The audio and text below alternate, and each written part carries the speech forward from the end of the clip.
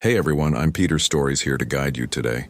If you use this video to drift off to sleep, please tap like, hit subscribe, and drop a comment telling me where you're watching from and what time it is there. Now settle in, get cozy, and let yourself relax.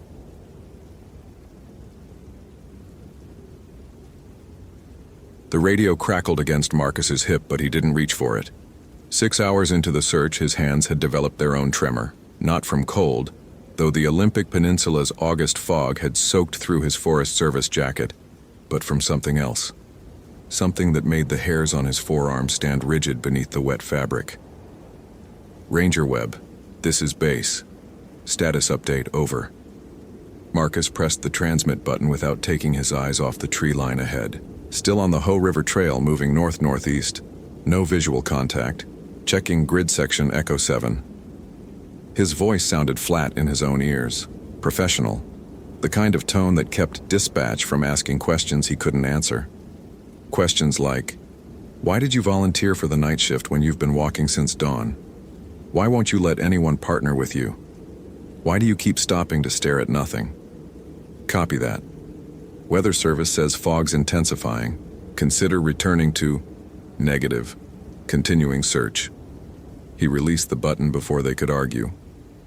Benjamin Fisher, 15 years old, 5'6", 130 pounds, wearing a blue windbreaker and carrying a telescope case that probably weighed half what he did. Autistic spectrum, high functioning according to the file, which meant he'd wander toward patterns, running water, symmetrical rock formations, anything that repeated in a way that made sense to him. The camp counselor said he'd been obsessed with finding a clearing to watch the Perseid meteor shower. Said he'd memorized the exact coordinates where light pollution would be minimal. Smart kid. Probably smarter than most of the weekend hikers Marcus had to rescue. But smart didn't matter out here after dark. Smart didn't keep you from stepping off a trail you couldn't see, from hypothermia, from the 100 other ways the Olympic wilderness could kill you without malice or intention. Marcus's flashlight beam caught something, a depression in the moss too regular to be natural. He knelt, touched the edge with his fingertips. Boot print, maybe 6 hours old, small enough to be Benjamin's size. The tread pattern matched the description from the intake report. Merrell hiking shoes, practically new, purchased specifically for this trip. He should radio it in, should mark the GPS coordinates, wait for the tracking team to confirm direction and spacing before moving forward. Instead, Marcus stood and kept walking. The wrongness had started around noon, just after he'd volunteered to extend his shift into the night rotation. Nothing obvious at first, just a thickness to the air that his lungs didn't want to process properly, a weight pressing against his sternum that had nothing to do with his pack.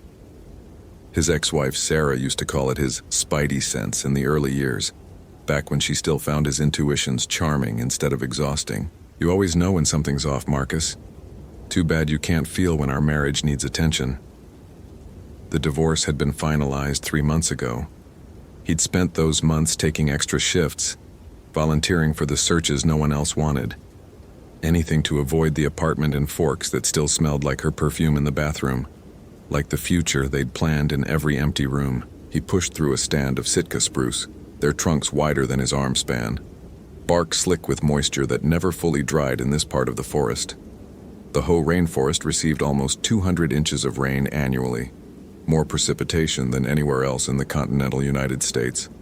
Everything here existed in a state of permanent dampness, rotting and growing simultaneously, death feeding life in an endless cycle that tourists found magical and Marcus found honest.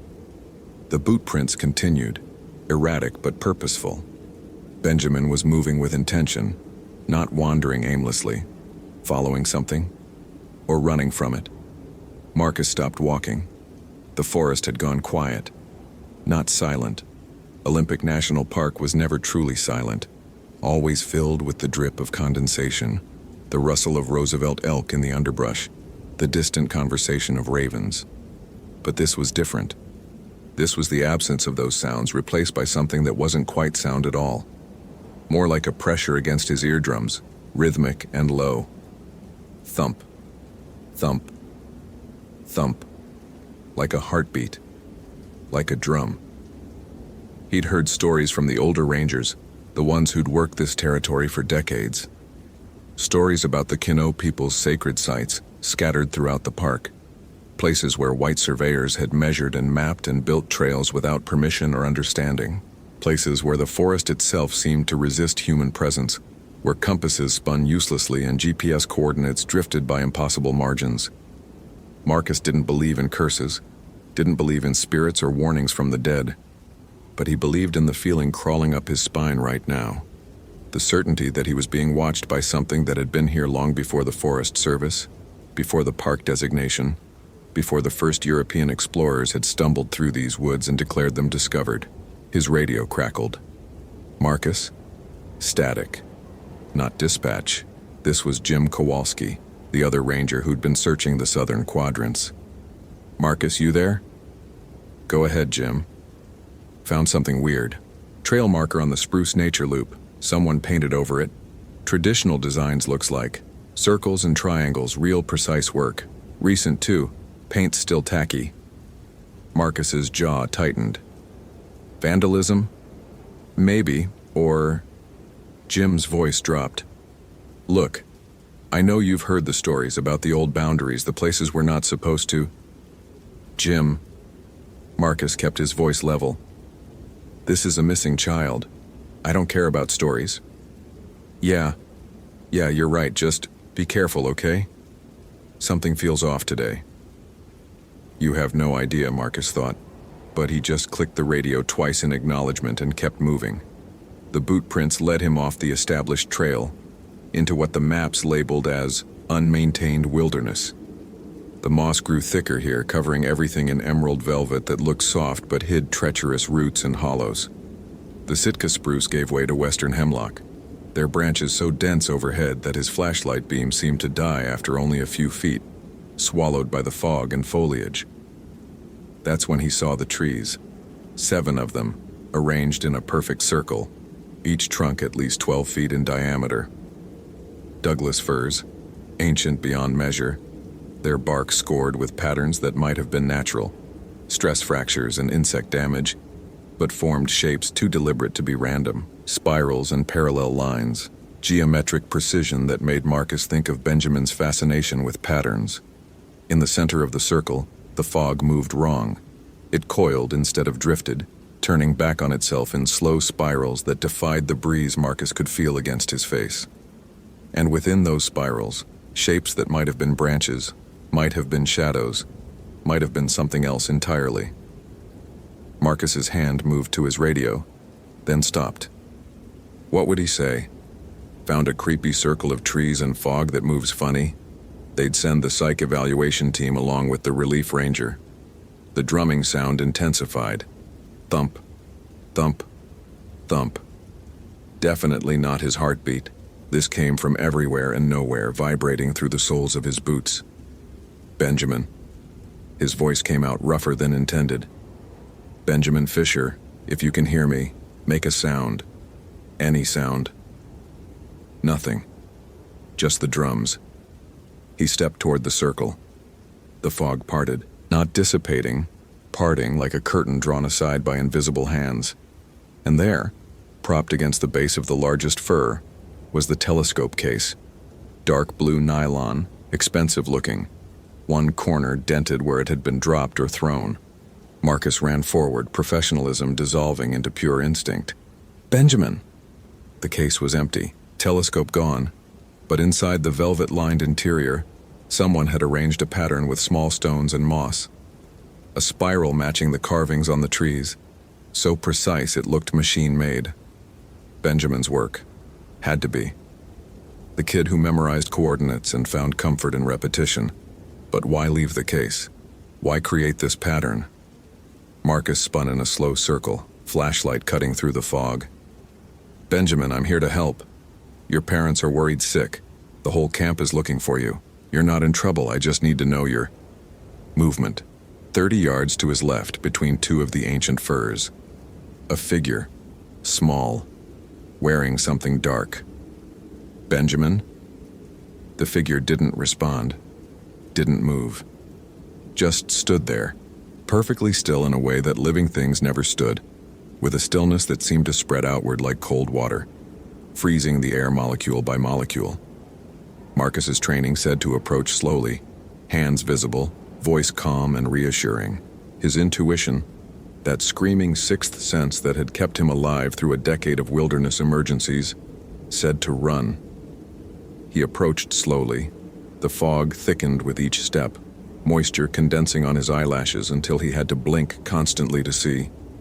The drumming grew louder, no longer a distant echo but a physical presence hammering against his chest. And the figure remained motionless, features obscured by shadow and mist. 20 yards, 15, 10. If this story is holding your attention, follow for more quality content. What would you do in Marcus's situation? Trust your instincts or follow protocol? Share your thoughts. At 5 yards, Marcus's flashlight beam finally cut through the fog enough to see clearly. Not Benjamin. The figure was carved from wood, cedar probably, weathered by centuries of rain until the features had softened to abstraction, but the basic form remained. A human shape, arms raised to the sky, mouth open in what might have been song or scream.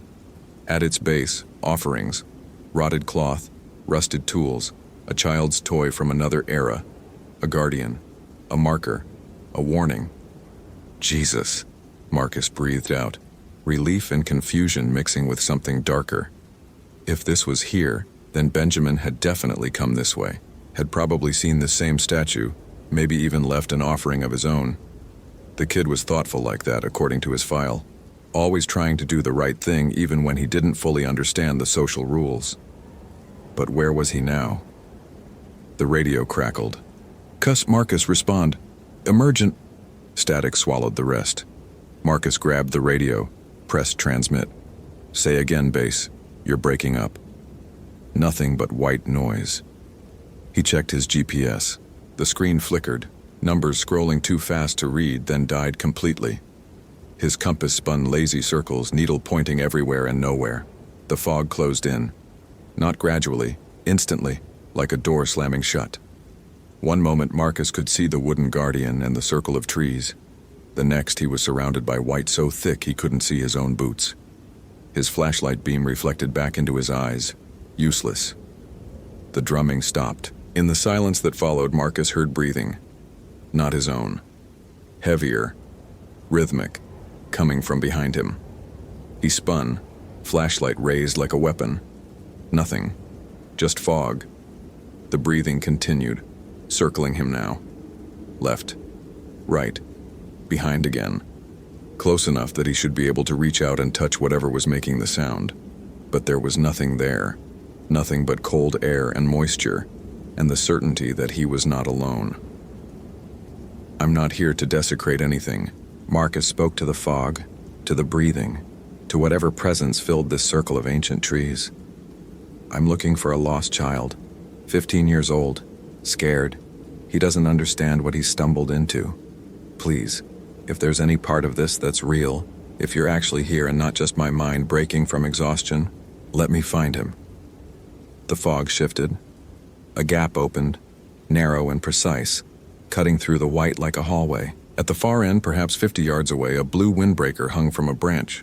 Benjamin's jacket. Marcus ran. The fog closed behind him as he moved, creating a tunnel that forced him forward, no option to retreat or deviate. Tree roots grabbed at his boots. Branches that shouldn't exist at this height lashed his face. The drumming returned, faster now, urgent, driving him onward toward the jacket and whatever lay beyond it. He burst into a clearing. The fog ended abruptly at its edge, as if an invisible wall held it back. Above, the sky had cleared enough to reveal stars, thousands of them, more than should be visible with the ambient light from Port Angeles and Forks. The Milky Way stretched across the darkness like a river, and in its center the Perseid meteors streaked past in steady succession. Perfect viewing conditions. Exactly what Benjamin had been searching for. The boy sat on a flat stone in the clearing's center, telescope mounted on its tripod, eye pressed to the eyepiece. He wore a t-shirt despite the cold, arms bare, but he didn't shiver. Didn't move at all except for small adjustments to the telescope's position, tracking something across the sky with mechanical precision. Benjamin. Marcus approached slowly, hands visible. "Benjamin Fisher?" The boy didn't respond. Marcus got closer, close enough to see Benjamin's face in profile. His expression was blank, serene, eyes open but focused on something far beyond the stars he was supposedly watching. Drool had dried on his chin. His lips moved soundlessly, counting or reciting or praying, impossible to tell which. "Benjamin, I'm Marcus Webb. I'm a park ranger. Your camp counselor sent me to find you."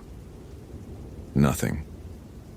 The boy's hands moved to adjust the telescope's angle, fingers working with practiced efficiency, but his eyes never blinked, never wavered from their distant focus. Marcus reached out, touched Benjamin's shoulder gently. The boy's skin was cold. Not hypothermic cold, something else, something that made Marcus think of marble statues and preserved specimens, temperature that came from absence rather than loss. "Benjamin, I need you to listen to me. We need to leave. Right now." The drumming returned, so loud now that it vibrated Marcus's teeth. He looked around the clearing, searching for the source, and finally understood what he was seeing. The flat stone Benjamin sat on wasn't a stone. It was carved, its surface covered in the same spiral patterns that marked the wooden guardian, the trees, the arrangement Benjamin had created in his telescope case. And around the clearing's perimeter, more guardians stood watch. Not wooden carvings, but stones, dozens of them, each one marking a specific point in the circle. This was a sacred site, not just sacred, active, alive, pulsing with something that predated Marcus's understanding of possible and impossible. And Benjamin sat at its center, plugged into something that was slowly hollowing him out, using him as a vessel or a battery or a bridge between worlds Marcus didn't believe in. Didn't believe in. Past tense. "Okay."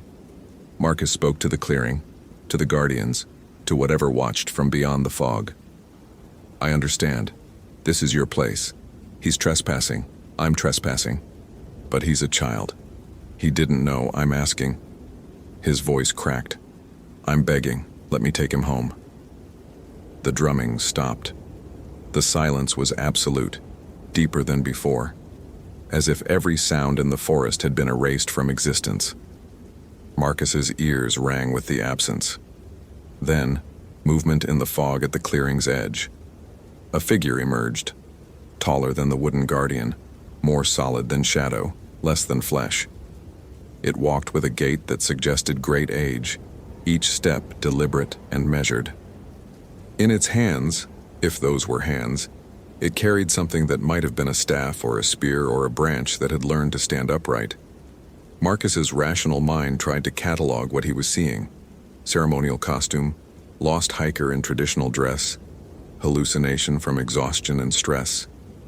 But his intuition, that part of him that had always known when something was wrong, that had felt the wrongness building all day, that part recognized what stood before him. The guardian, the watcher, the protector of this place, not a ghost, not a spirit.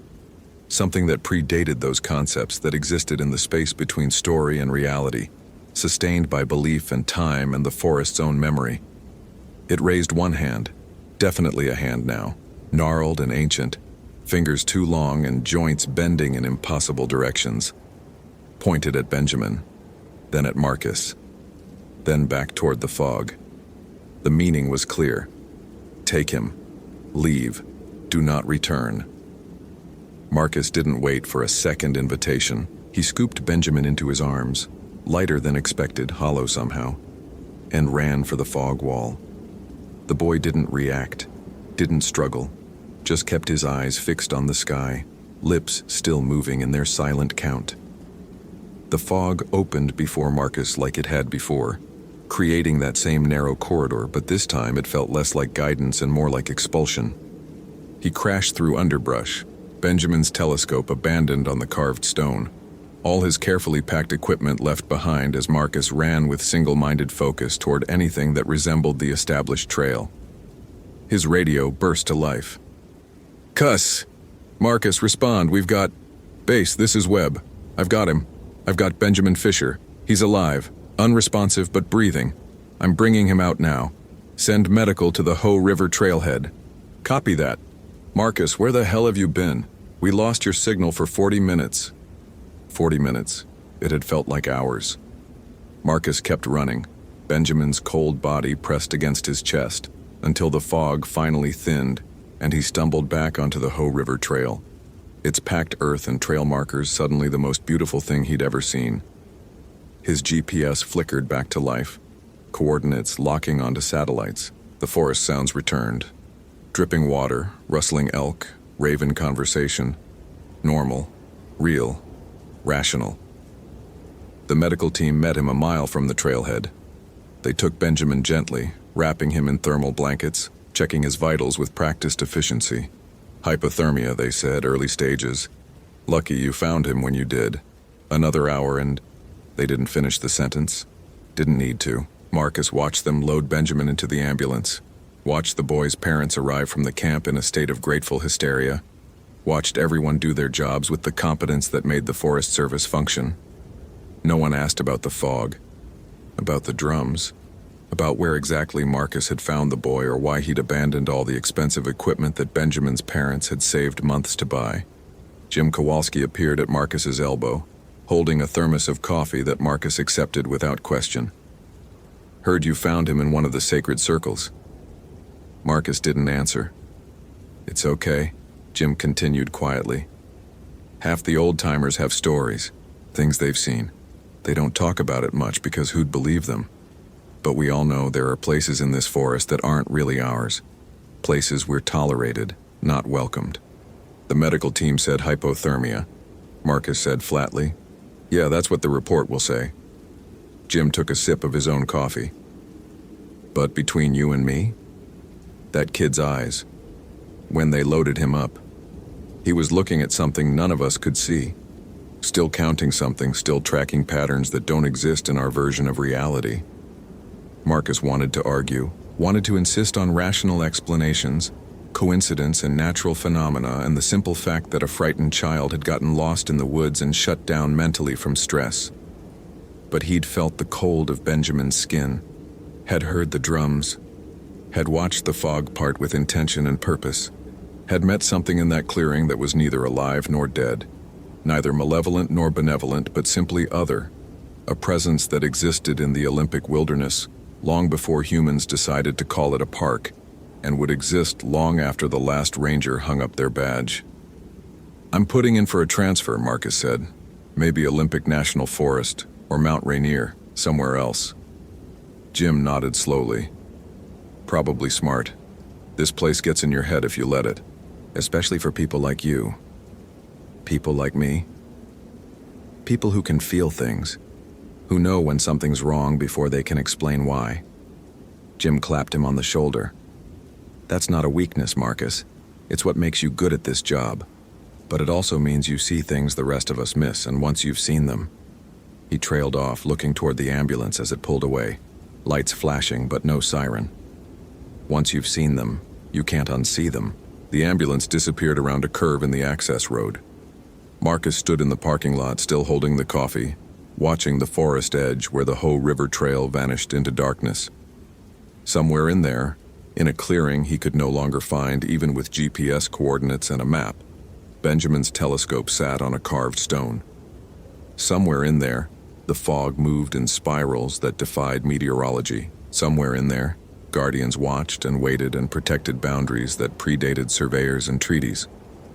Marcus finished his coffee, filed his report, drove back to his empty apartment in Forks, and showered until the water ran cold, trying to wash away the feeling of being watched, of existing at the sufferance of something vast and patient and utterly indifferent to human concerns. 3 weeks later, he transferred to North Cascades National Park, put in a request for the most remote district they had, the least accessible trails, the areas where hikers rarely ventured. He told himself it was about solitude, about healing, about starting fresh in a place that didn't remind him of failed marriages and impossible encounters. But late at night, when sleep wouldn't come and his sixth sense prickled with sourceless warnings, Marcus knew the truth.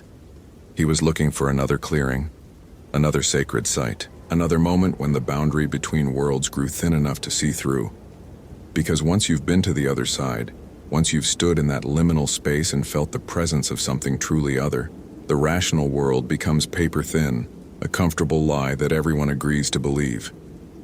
And Marcus had never been good at lying to himself. Benjamin Fisher recovered physically within a week. Doctors found no lasting damage, no explanation for his unresponsive state beyond stress and mild hypothermia. His parents took him home to Oregon, grateful and shaken, planning to find a nice therapist who specialized in trauma. But the camp counselors told a different story, shared in whispered conversations that never made it into official reports. Benjamin had changed, still brilliant, still fascinated by patterns and numbers. But now he drew spirals in the margins of his notebooks. Now he stared at trees too long, as if seeing shapes in their bark that no one else could perceive. Now he spoke sometimes about the things he'd learned during those 40 missing minutes, about the mathematics of boundaries and the geometry of sacred space.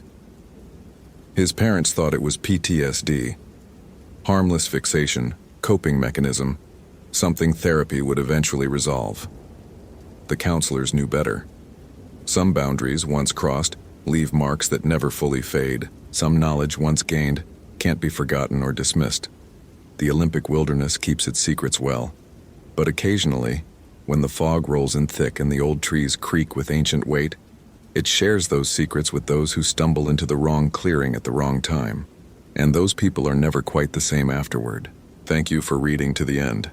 If you enjoyed this narrative, consider following for more immersive stories. What's your interpretation of Benjamin's fate? Was he truly touched by something supernatural, or was it all a traumatic stress response?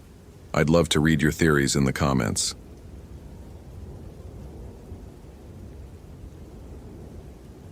The rain had been falling for 6 days straight when Christopher Bennett arrived at the Hoh Rainforest Ranger Station, and according to the weathered map pinned to the bulletin board, it would continue for at least another week. He'd worked search and rescue operations in 12 different national parks over the past 8 years, and he'd learned that the Pacific Northwest had its own rules. Rules that didn't care about your experience, your equipment, or your timeline. Chris stepped out of his truck and immediately felt the weight of the Olympic National Park pressing down on him. The Douglas firs and Sitka spruces towered overhead like cathedral pillars, their canopy so dense that even at noon, the forest floor existed in permanent twilight. Moss draped everything, trees, rocks, fallen logs, creating a landscape that looked more like a living organism than a collection of individual plants. The air itself felt thick, saturated with moisture and the sweet rot smell of decomposition. "You, Bennett?" A woman emerged from the ranger station, her North Face jacket beaded with water despite the brief walk from the door. She was in her mid-40s, with sharp eyes that had seen too many bad endings in these woods. "That's me." Chris extended his hand. "You must be Ranger Morrison." "Diane, thanks for coming so quickly." She gestured toward the station. "Let's talk inside. You'll want to see what we found." The ranger station was cramped and overheated, a stark contrast to the damp cold outside. Topographical maps covered every wall, marked with colored pins and hand-drawn notations. A police radio crackled intermittently in the corner. Chris recognized the setup. This was a command center for a search that had already gone wrong. Lauren Hutchins, 26 years old, experienced backpacker. Diane began, spreading a map across the table. She checked in here 6 days ago, planning a solo 3-day hike along the Hoh River Trail with a detour into the backcountry. Should have been back by now. We found her campsite yesterday. Chris pulled out his notebook, falling into the familiar rhythm of assessment and analysis. What's the concerning factor? Weather? Injury? Diane's expression darkened. Neither. Come look at these. She led him to a side table where a series of photographs were laid out. Chris picked up the first one, and his analytical mind immediately began cataloging details. The image showed a campsite in a small clearing, tent still standing but collapsed on one side. Nothing unusual about that. Wind and rain could easily cause structural failure. The second photograph made him pause. The tent's entrance had been torn open, the zipper ripped entirely from the fabric. Not cut, not carefully opened, ripped with enough force that the nylon was shredded in long vertical strips. Around the tent opening, pressed deep into the mud, were prints. "Those aren't bear tracks," Chris said slowly. "No, they're not." Diane handed him a magnifying glass. "Look closer." Chris studied the prints. They were roughly humanoid, 5 distinct digits, something that could be called a heel. But they were wrong. Too large, easily 14 inches long. The toe impressions were irregular, almost claw-like. And the depth of the impressions suggested something impossibly heavy had made them. "Could be a hoax," Chris said, though his voice lacked conviction. "Someone trying to create a Bigfoot situation for attention. Look at the third photo." The third image showed the inside of the tent. Lauren's sleeping bag had been pulled out and torn apart.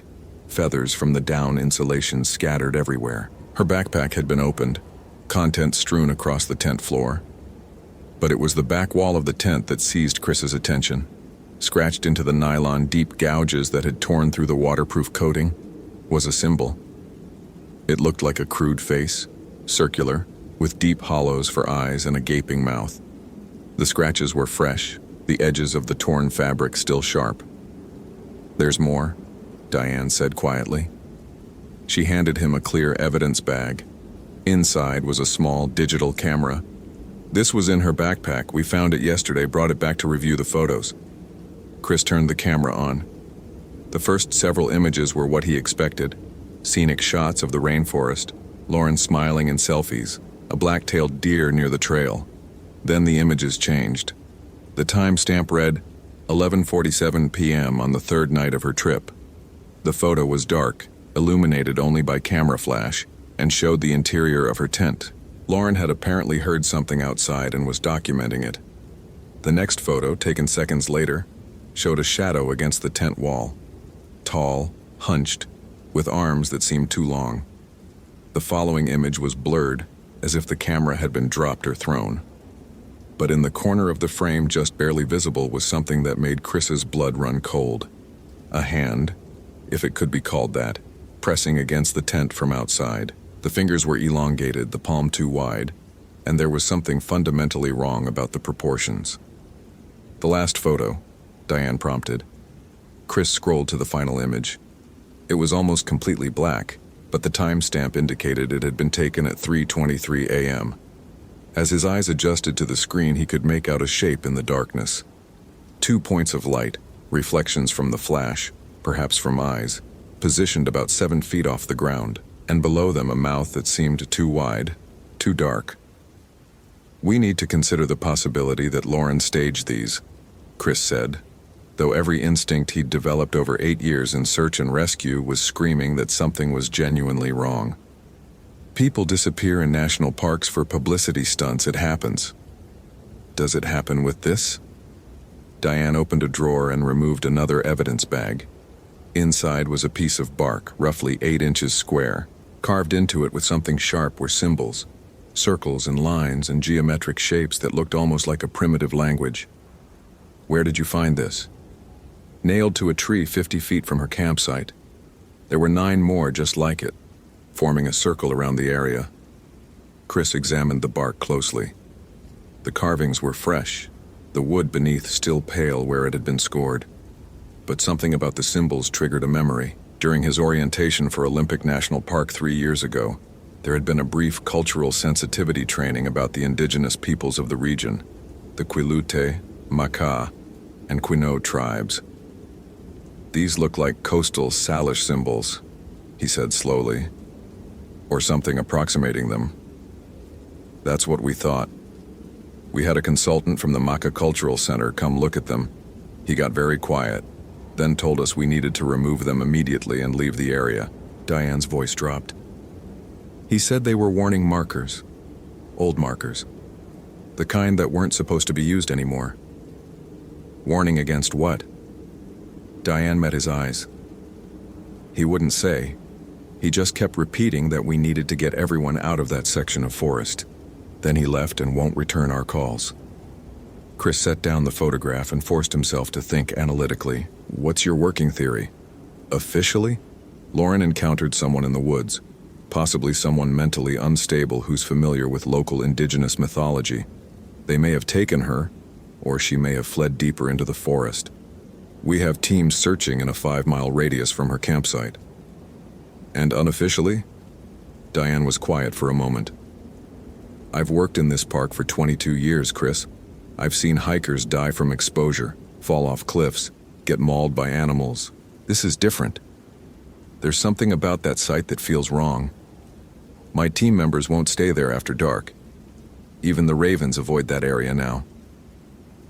Chris recognized the conflict in her voice. The rational mind struggling against primal instinct. He'd felt it himself occasionally. That sense of wrongness that couldn't be explained by data or experience. But he'd always pushed it aside, found the logical explanation. I'll need to see the site myself, he said. Can you take me there this afternoon? Are you sure? It's a 4-hour hike in, and with this rain, we won't make it back before dark. I've worked in worse conditions. Chris began packing his gear. If Lauren's still alive, every hour matters. What he didn't mention was the other reason, the one that made his analytical mind uncomfortable. Those photographs had triggered something in him, a deep unease that he couldn't explain away. And Christopher Bennett had built his entire career on being able to explain everything. The hike to Lauren's campsite was brutal. The trail followed the Hoh River, which had swollen with 6 days of continuous rain. Its normally clear water now a churning brown torrent. The forest pressed in from both sides, massive trees disappearing into the mist overhead. Every surface was slick with water and moss, making each step treacherous. Diane moved with the practiced efficiency of someone who knew these trails intimately. Chris followed, his mind cataloging details. Tree markers every quarter mile, distance from the river, elevation changes. All the data points that would matter if they needed to evacuate someone or recover a body. We're about a mile from the campsite, Diane said, checking her GPS. The device's screen flickered in the rain. This is where the marked trail ends. Lauren went off trail here, probably looking for a more secluded camping spot. They pushed through dense undergrowth, following flagging tape that the search teams had left. The forest seemed to close in, the canopy so thick that Chris had to use his headlamp despite it being only 3 in the afternoon.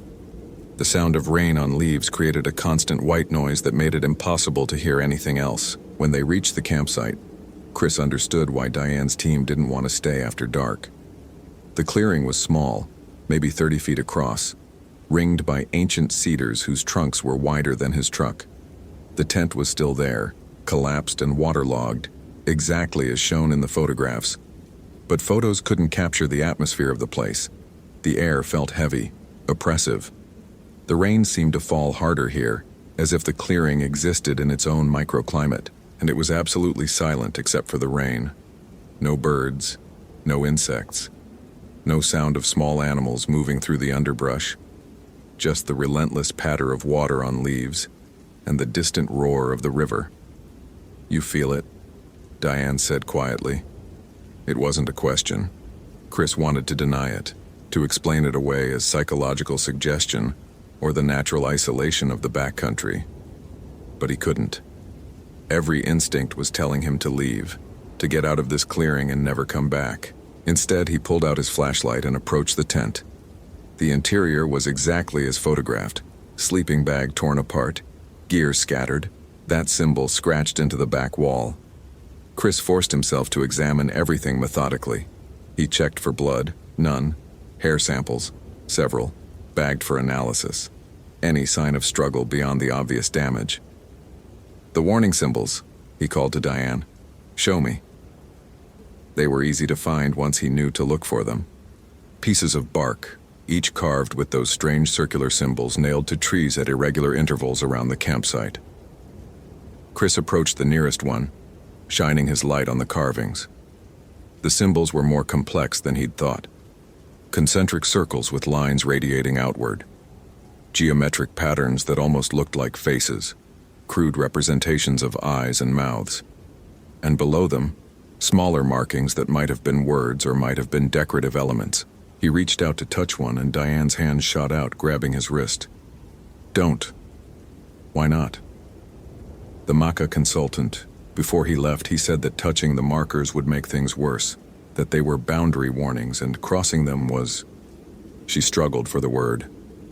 Forbidden. Chris pulled his hand back, annoyed at his own hesitation. He didn't believe in forbidden boundaries or supernatural warnings, but something about those symbols made his skin crawl. Behind them, a branch cracked. They spun around, flashlights cutting through the rain and mist. Nothing. Just trees and undergrowth and the endless cascade of water. Probably just a branch falling, Chris said, but his voice sounded uncertain even to himself. Another crack, this time to their left. Closer. We should head back, Diane said. It's getting dark.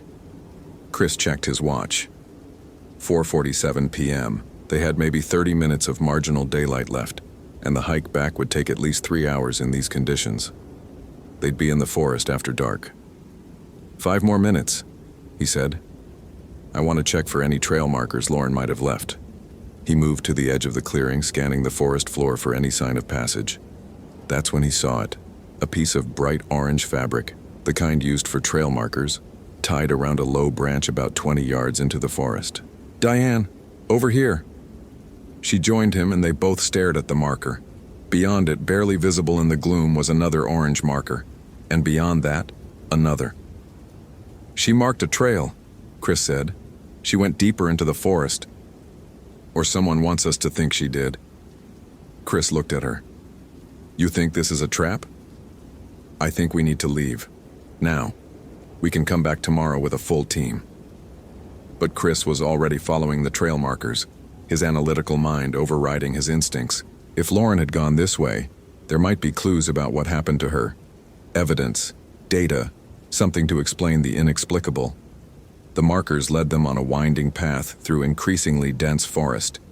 The trees here were massive, their trunks 20 feet across, their branches creating a canopy so thick that Chris's headlamp was almost useless. The undergrowth thinned out in the deep shade, making walking easier but also more unsettling. There was nowhere to hide, and nowhere to run. After about 10 minutes, the markers led them to another clearing. This one was larger, roughly circular, and in its center stood something that made Chris stop short. It was a structure, not natural, definitely not natural, made from branches and bark lashed together with what looked like strips of cedar bark. It stood about 8 feet tall, roughly human-shaped, with a round head and long arms extending outward. The head was carved with that same symbol they'd seen on the tent and the warning markers, a circular face with hollow eyes and a gaping mouth. What the hell is that? Chris whispered. Diane's flashlight beam was shaking. I've never seen anything like it. It's not native construction. It's not anything official. Chris approached the structure slowly, his scientific mind trying to catalog and explain. It was clearly recent.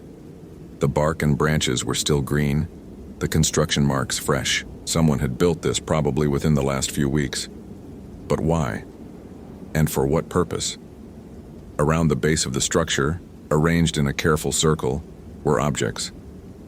Chris knelt to examine them, and his stomach clenched. A backpack, women's hiking boots, a water bottle with a familiar logo. These are Lauren's, Diane said, her voice tight. But there was more. Other items, a man's wallet, water damaged but still identifiable, a digital camera older than Lauren's, a child's plastic toy, a wedding ring, all arranged with careful precision, all weathered by time and exposure. How many people have gone missing in this area? Chris asked. Officially, 3 in the last 5 years, including Lauren, but... Diane paused. There are stories. Hikers who were never found. People who walked into this forest decades ago and never walked out. The tribes don't come here. They call this place Tithothak Swell, where she hunts. Where who hunts? Before Diane could answer, a sound echoed through the forest. It started low, almost subsonic, a rumbling that Chris felt in his chest more than heard. Then it rose in pitch, becoming a shriek, not quite human, not quite animal, that seemed to come from everywhere at once. Run, Diane said. "Chris, we need to run, now!" They ran.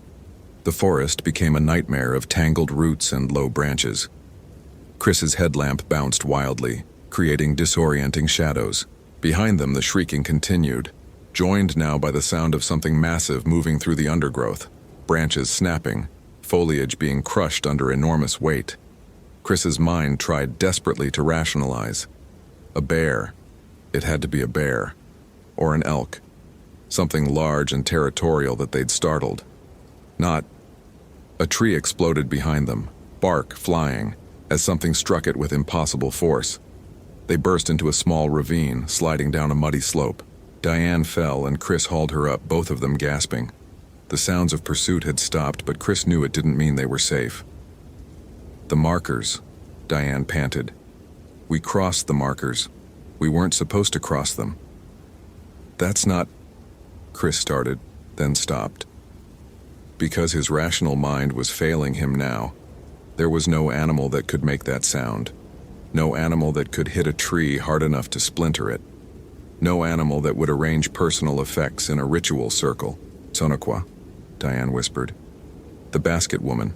That's what Thothixwo means, where basket woman hunts." "That's mythology. Folklore." "Is it?" Diane's eyes were wide in the lamplight. "The Maka consultant told me before he left. Sonoqua was a giantess who lived in the deep forest. She collected people, children especially, but adults too. Put them in her basket and took them to her cave. The tribes used to leave offerings to keep her away from their villages, but no one's left offerings here in 100 years. A branch cracked upslope. They froze. In the beam of Chris's headlamp, just at the edge of visibility, something moved. It was tall, impossibly tall, with a silhouette that was almost human, but fundamentally wrong. The proportions were distorted, the limbs too long, the shoulders too broad, and as it stepped closer, Chris saw the face. Round, hollow-eyed, mouth opened in a permanent, gaping expression, the same face carved into the bark markers, the same face scratched into Lauren's tent. Chris's rational mind shattered. This couldn't be real, couldn't exist. But it was there, solid and present, water streaming off its dark skin, eyes reflecting their flashlight beams like an animal's. It shrieked again, and the sound was so loud, so physically painful, that Chris dropped to his knees. Beside him, Diane was screaming, scrambling backward. The creature took another step forward, and Chris saw what it was carrying. A basket, woven from cedar bark and decorated with more of those carved symbols. And inside the basket, barely visible, was a pale human hand. "Lauren," Chris breathed. The creature's head tilted as if considering him. Then it spoke, and that was the worst part, because it could speak, in a voice like grinding stone and rushing water. The boundary was marked. The warning was given. It took another step toward them, and Chris's paralysis broke. He grabbed Diane and hauled her up the opposite slope, his lungs burning, every survival instinct overriding his rational mind. Behind them, the creature shrieked again, and the sound was joined by others, multiple voices echoing through the forest. They ran for hours, or maybe minutes. Time had lost meaning. Chris only knew that they were moving, crashing through the forest, following the sound of the river that would lead them back to the trail. His mind was fragmenting, unable to process what he'd seen, defaulting to pure survival mode. When they finally emerged onto the marked trail, both of them collapsed, gasping. The rain had intensified into a downpour, and somewhere in the chaos, Chris had lost his backpack. His hands were bleeding from where he'd grabbed branches to pull himself up slopes. Diane's jacket was torn, her face scratched, but they were alive. "Did you..." Chris started, then stopped. Because he didn't want to hear the answer. Didn't want confirmation that what he'd seen was real. "Yes," Diane said quietly. "I saw it." They made it back to the ranger station just after midnight. Chris's truck was still there, covered in fallen needles and moss. Everything looked normal, mundane, real. But Chris knew he would never see the world the same way again. Inside the station, Diane immediately got on the radio. "This is Ranger Morrison.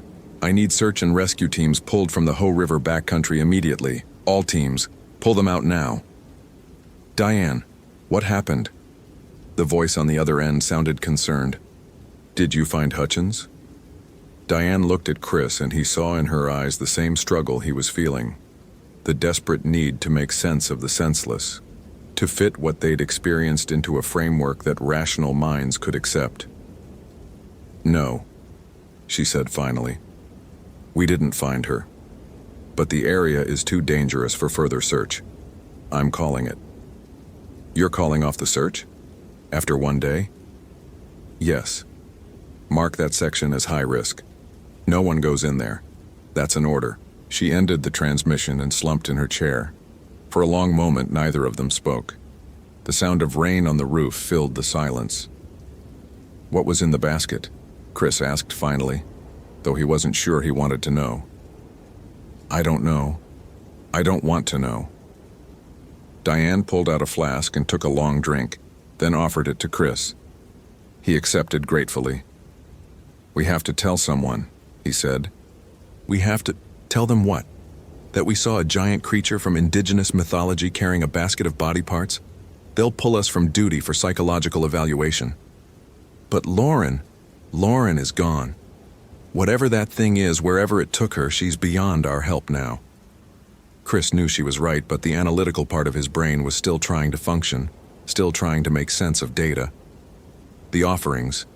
You said the tribes used to leave offerings. What if... No. Diane's voice was firm. We're not going back there. We're not trying to negotiate with that thing. We're not doing anything except marking that area off limits and hoping it stays in its territory. What about the next hiker who wanders off the trail? The next person who crosses those boundaries? Then they'll disappear just like all the others. Just like Lauren. Diane met his eyes. You asked me earlier how many people have gone missing in this area. Officially, 3 in 5 years, but I've been going through old records. Since this park was established in 1938, there have been 47 unexplained disappearances in the Ho Rainforest region.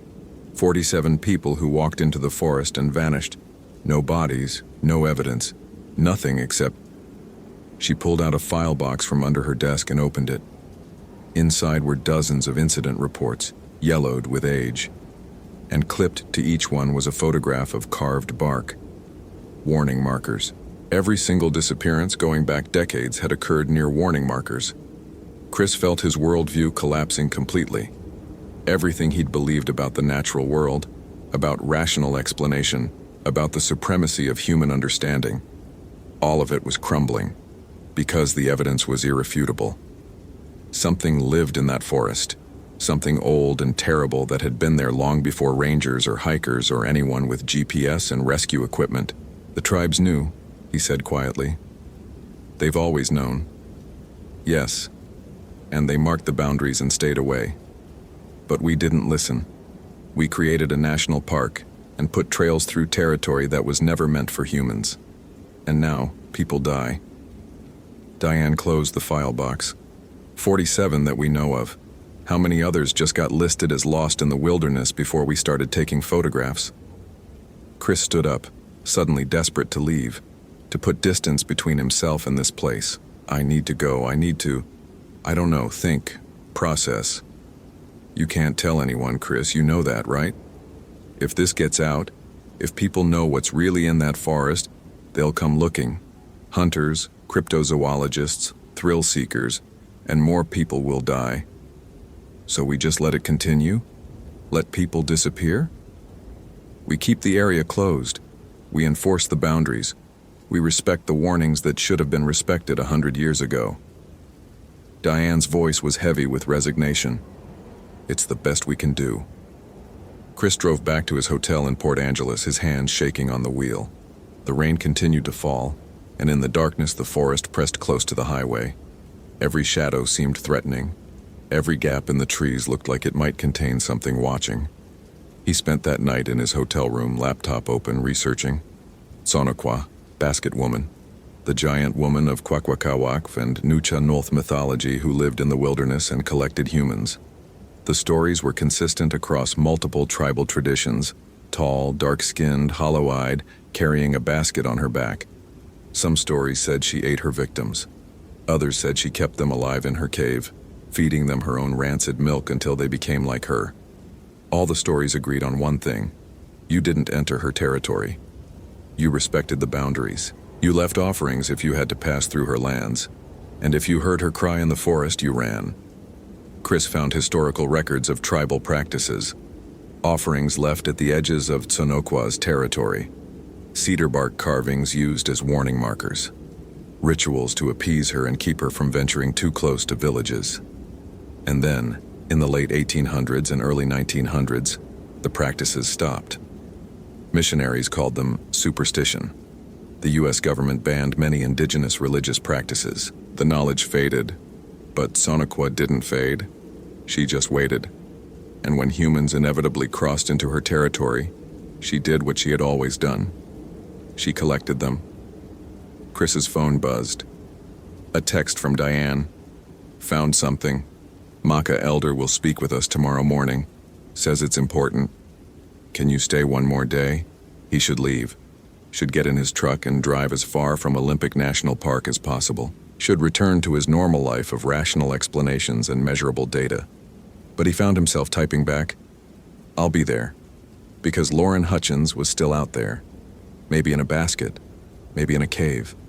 Maybe already dead. Maybe wishing she was. And Chris's analytical mind, even shattered and reformed by impossible truth, couldn't let go of the idea that there had to be a solution. That night, he dreamed of hollow eyes and gaping mouths, of warning markers carved into every tree in an endless forest, of a basket large enough to hold the world. When he woke at dawn, the rain had finally stopped. But the clouds remained, and Chris knew in his bones that the rain would return. Because in the Olympic forest, the rain never really stopped. It was part of the place, eternal and relentless, washing away evidence and hiding secrets and making sure that some boundaries remained forever unmarked on any official map. He drove back to the ranger station where Diane was waiting with an elderly Maka man. His face was deeply lined, his eyes sharp despite his age. He introduced himself as Thomas Redhawk, and he spoke without preamble. "You crossed the markers. You saw Deoxwalaka, the basket woman. That's why you're here." Chris nodded. "How do we stop it? How do we save the people it's taken?" Thomas's expression was grave. "You don't. Those who enter her basket don't return. They become part of her collection, part of her power. This is the way it has always been." "But there must be something." "There is," Thomas interrupted. "You can restore the boundaries, make new offerings, strengthen the warnings so others won't cross. This is what should have been done long ago." "That's it? We just accept that she's going to keep killing people?" "She doesn't kill. She collects. It's what she is. Fighting her would be like fighting the rain or the tide. You can't win against something that is part of the land itself." Thomas pulled out a leather pouch. "But you can contain her, keep her in her territory. This is cedar bark, blessed in the old ways. You place it at the boundary markers and speak the words I will teach you. Then you leave and you don't come back." Chris looked at Diane. She was pale but determined. "If it means saving lives, even if it means accepting something we can't explain, we have to try." So they learned the words, ancient syllables in a language that predated European contact, that had been spoken in these forests for thousands of years.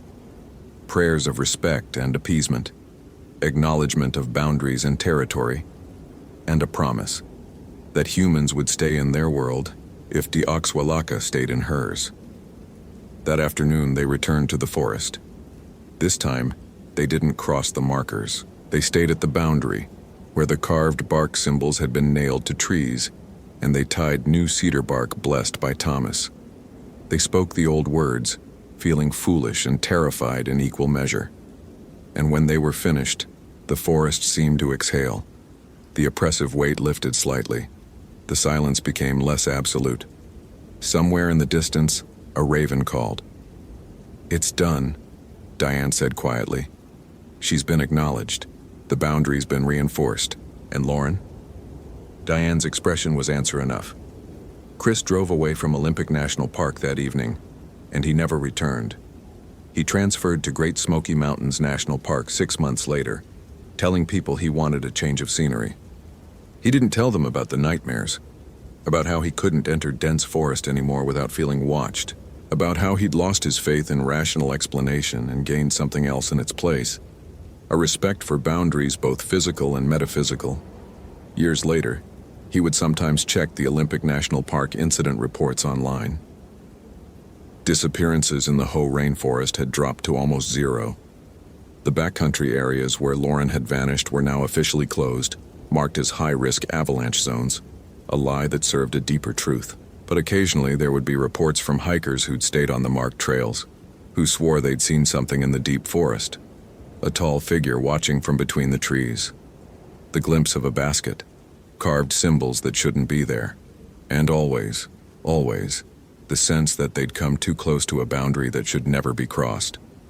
Christopher Bennett became a cautious man after Olympic. He followed protocols exactly. He respected warning signs, and when people asked him for his most memorable rescue operation, he always changed the subject.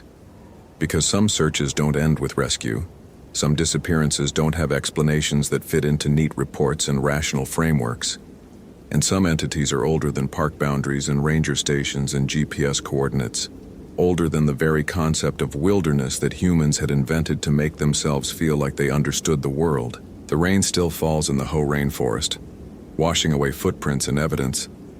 The warning markers still stand, though most hikers don't know what they mean. And somewhere in the deep places where the canopy is so thick that noon looks like midnight, where the moss grows over everything and silence reigns, Doxwalaka waits with her basket, patient and eternal, collecting those who cross boundaries that should have been respected long ago. If this story gave you chills, follow for more quality terror. Could you survive in Chris's place? Hope you felt real chills. If you appreciate genuine horror, consider following. Which moment scared you most? Tentar novamente.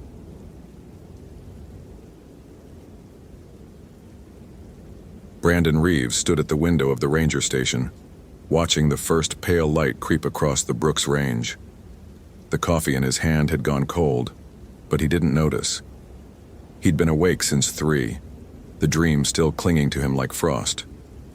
Marcus's face in the avalanche, the sound of ice breaking, the way his partner's scream had cut off mid-breath. That had been 4 years ago, in Denali. 4 years. And Brandon could still hear it. He drained the cold coffee and turned away from the window. The routine helped. Check the weather reports, review the patrol sectors, maintain the equipment. In gates of the Arctic National Park, routine was survival. At 35, Brandon had learned that the hard way. The park was 600 miles north of Anchorage, 8 million acres of wilderness that saw maybe 10,000 visitors a year. Most stayed on the edges. The interior was something else entirely. Ancient, unforgiving, and in January 2009, colder than the dark side of the moon. The radio crackled to life at 6:47 a.m. Bettel's station, this is Anaktavuk Pass. We have a situation. The voice was tight. Controlled panic barely held in check. Sarah Chen, the ranger stationed at the village on the park's northern boundary. Brandon keyed the mic. Go ahead, Sarah. Overdue hiker, 27-year-old female, solo backpacker. Name's Kimberly Harrison. She was supposed to check in yesterday at 1600 hours, never showed. Her sat phone's not responding. Solo. In January. In the Brooks Range. Brandon felt something cold settle in his stomach that had nothing to do with the temperature outside. How experienced? That's the thing, she's not some tourist.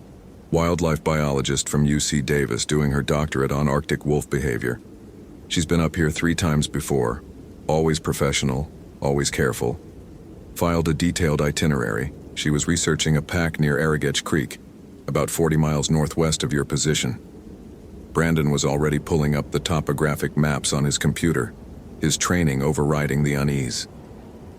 Arrogech Creek drainage, elevation varying from 2,000 to 4,000 feet, temperatures currently sitting at -38 Fahrenheit before wind chill.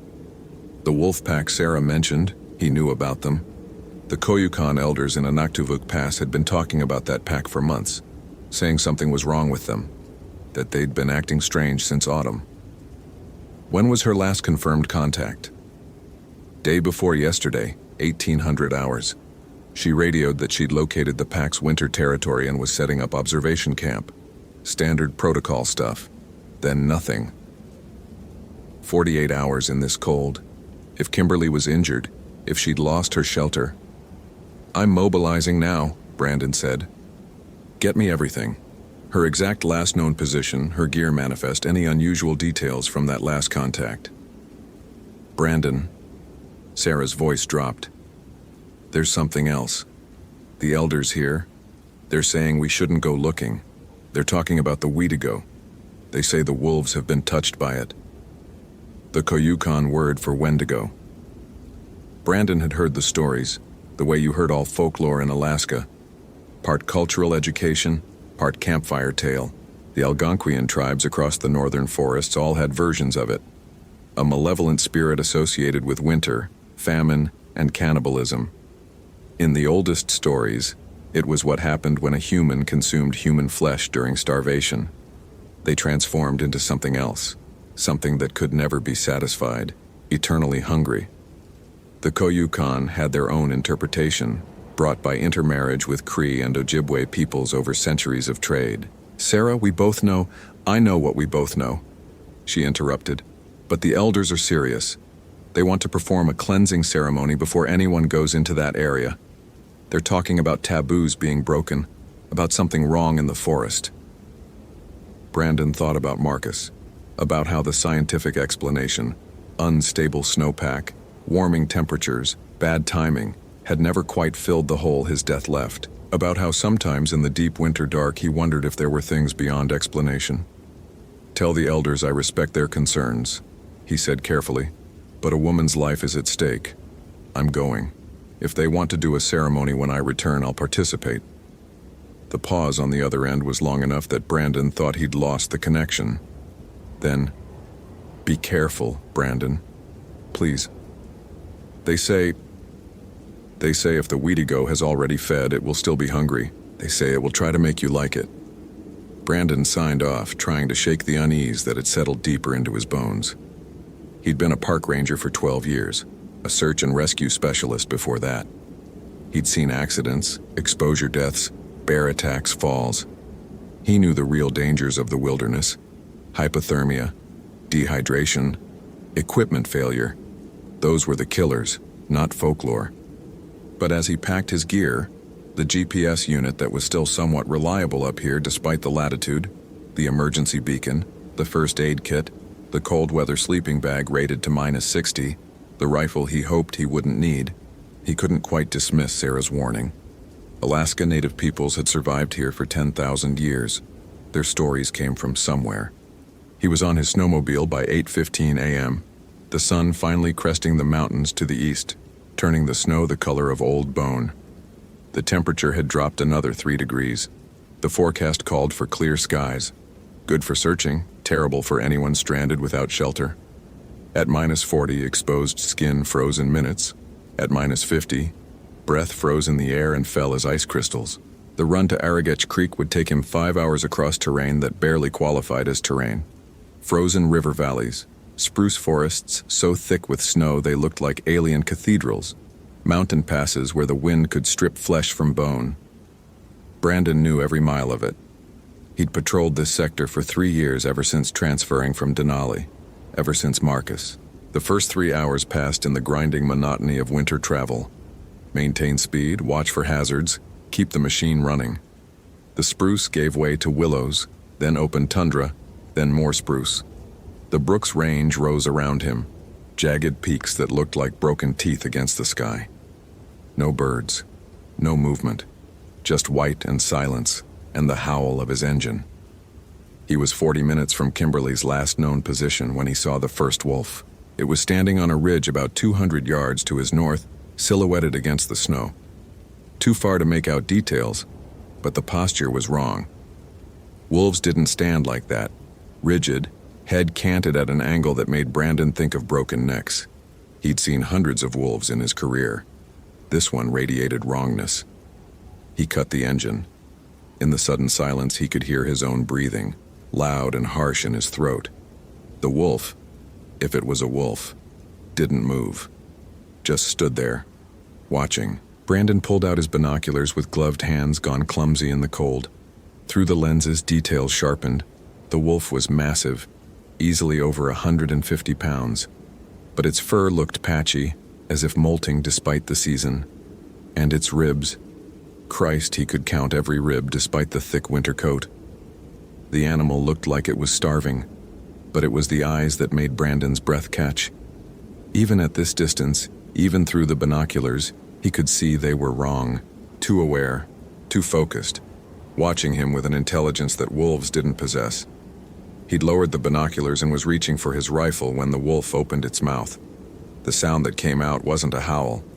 It was higher, more complex, almost like a human voice screaming through a wolf's throat.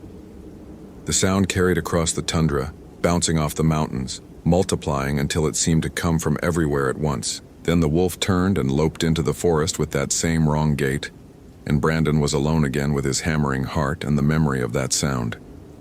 He tried to tell himself it was just acoustics, just the way sound traveled in these mountains, but his hand shook as he restarted the snowmobile.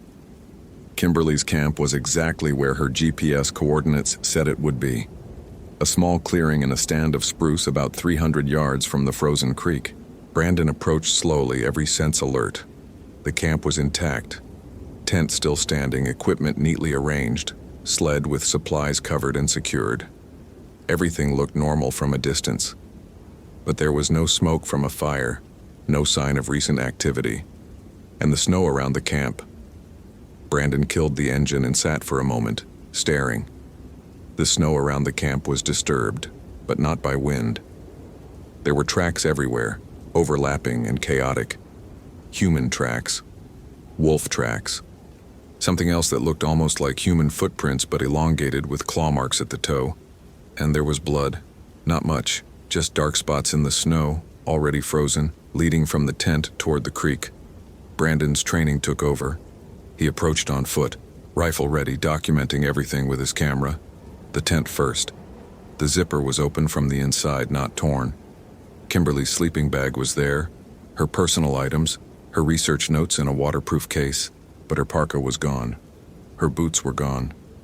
The emergency supplies she should have kept in the tent, the backup radio, the flares, the first aid kit, all gone. She'd left intentionally. In the middle of the night, based on the frozen condensation inside the tent. She'd taken essential gear and walked out. Why? Brandon checked the research notes. The last entry was dated 2 days ago, time-stamped 9:47 p.m. Kimberly's handwriting was precise, scientific. Day 23. Located the alpha pair's den site. Pack behavior continues to deteriorate. Counted 7 individuals down from original 9 tracked in October. The 2 missing members. The entry stopped mid-sentence. Brandon flipped through the previous pages. Kimberly had been documenting increasingly bizarre behavior in the wolf pack. Aggressive encounters with each other. Consumption of pack members' remains. Refusal to eat normal prey. A pattern that reminded Brandon uncomfortably of disease. Rabies, maybe, or some prion disorder like chronic wasting disease. But wolves didn't get CWD, and rabies didn't present like this. One entry from a week ago stood out. Met with elders from Anaktavuk Pass. They warned me to leave this area. Spoke about corruption of the animal spirits. About something wrong in the forest that makes creatures empty inside. Showed me carved tokens of protection. Offered to perform a blessing ceremony. Declined politely, but they seemed genuinely frightened. Not for themselves, for me. Said the wolves were learning to speak. Said they were being taught by something older. Brandon's hands had gone numb. He shoved the notes in his pack and forced himself to move, to think. The blood trail. Follow the blood trail. It led toward Aragech Creek, crossing through dense spruce where the snow was shallower, protected by the canopy. The tracks were clearer here. Kimberly's boot prints definitely, size 7, distinctive tread from her sorrels. She'd been moving fast, stumbling, breaking branches, running, but the other tracks, those elongated clawed prints, were right beside hers, sometimes behind, sometimes in front, as if whatever made them had been circling her, hurting her. Brandon followed for a quarter mile, his unease growing with every step. The blood spots were becoming more frequent, and there were other signs. Broken branches at shoulder height with what looked like frozen saliva on them, deep gouges in tree bark that didn't match any animal he knew, and worst of all, scattered pieces of what might have been clothing. He was thinking about calling Sarah, about requesting backup even though the nearest help was hours away. When he found the first marker, it was hanging from a spruce branch about 7 feet off the ground, a crude figure made of twisted willow branches and what looked like wolf fur bound together with sinew. It spun slowly in the wind, casting weird shadows on the snow. Brandon had seen plenty of native ritual objects in his years in Alaska. This wasn't like any of them. This was older, cruder, made by hands that barely remembered being hands. There were symbols scratched into the bark of the tree beneath it. Not Koyukon, not any language Brandon recognized. Just angular marks that hurt to look at, that seemed to squirm at the edge of his vision. He took pictures with shaking hands and kept moving. The second marker was 50 yards farther. The third was at the creek's edge. They formed a path, a trail marked in profane signposts. And between each marker, more of those tracks, more blood, and something new. Frozen chunks of what might have been meat, gnawed and discarded. Brandon knelt beside one, bile rising in his throat. The flesh was human. He could see the pores in the skin, the suggestion of fingerprints. He radioed Sarah immediately, his voice hoarse. "I've found evidence of... I need you to contact the state troopers. This is now a crime scene. Possible homicide." "Brandon, what did you find?" He couldn't say it, couldn't put words to what he was looking at. Evidence of cannibalism in the Arctic in 2009, in a woman who by all accounts had been competent and rational 72 hours ago. "Just get them here. And Sarah, those elders. Ask them what happens if someone breaks the taboo. Ask them what happens if someone eats..." He couldn't finish, but Sarah's sharp intake of breath told him she understood. "Oh God. Brandon, get out of there. Right now. Don't look for her anymore, just..." The radio dissolved into static. Brandon tried to switch frequencies, but every channel was dead. He checked the battery, full charge, checked the connections, all solid. The radio should have been working. Instead, all he got was that static, and underneath it, so faint he thought he might be imagining it, something that sounded like breathing.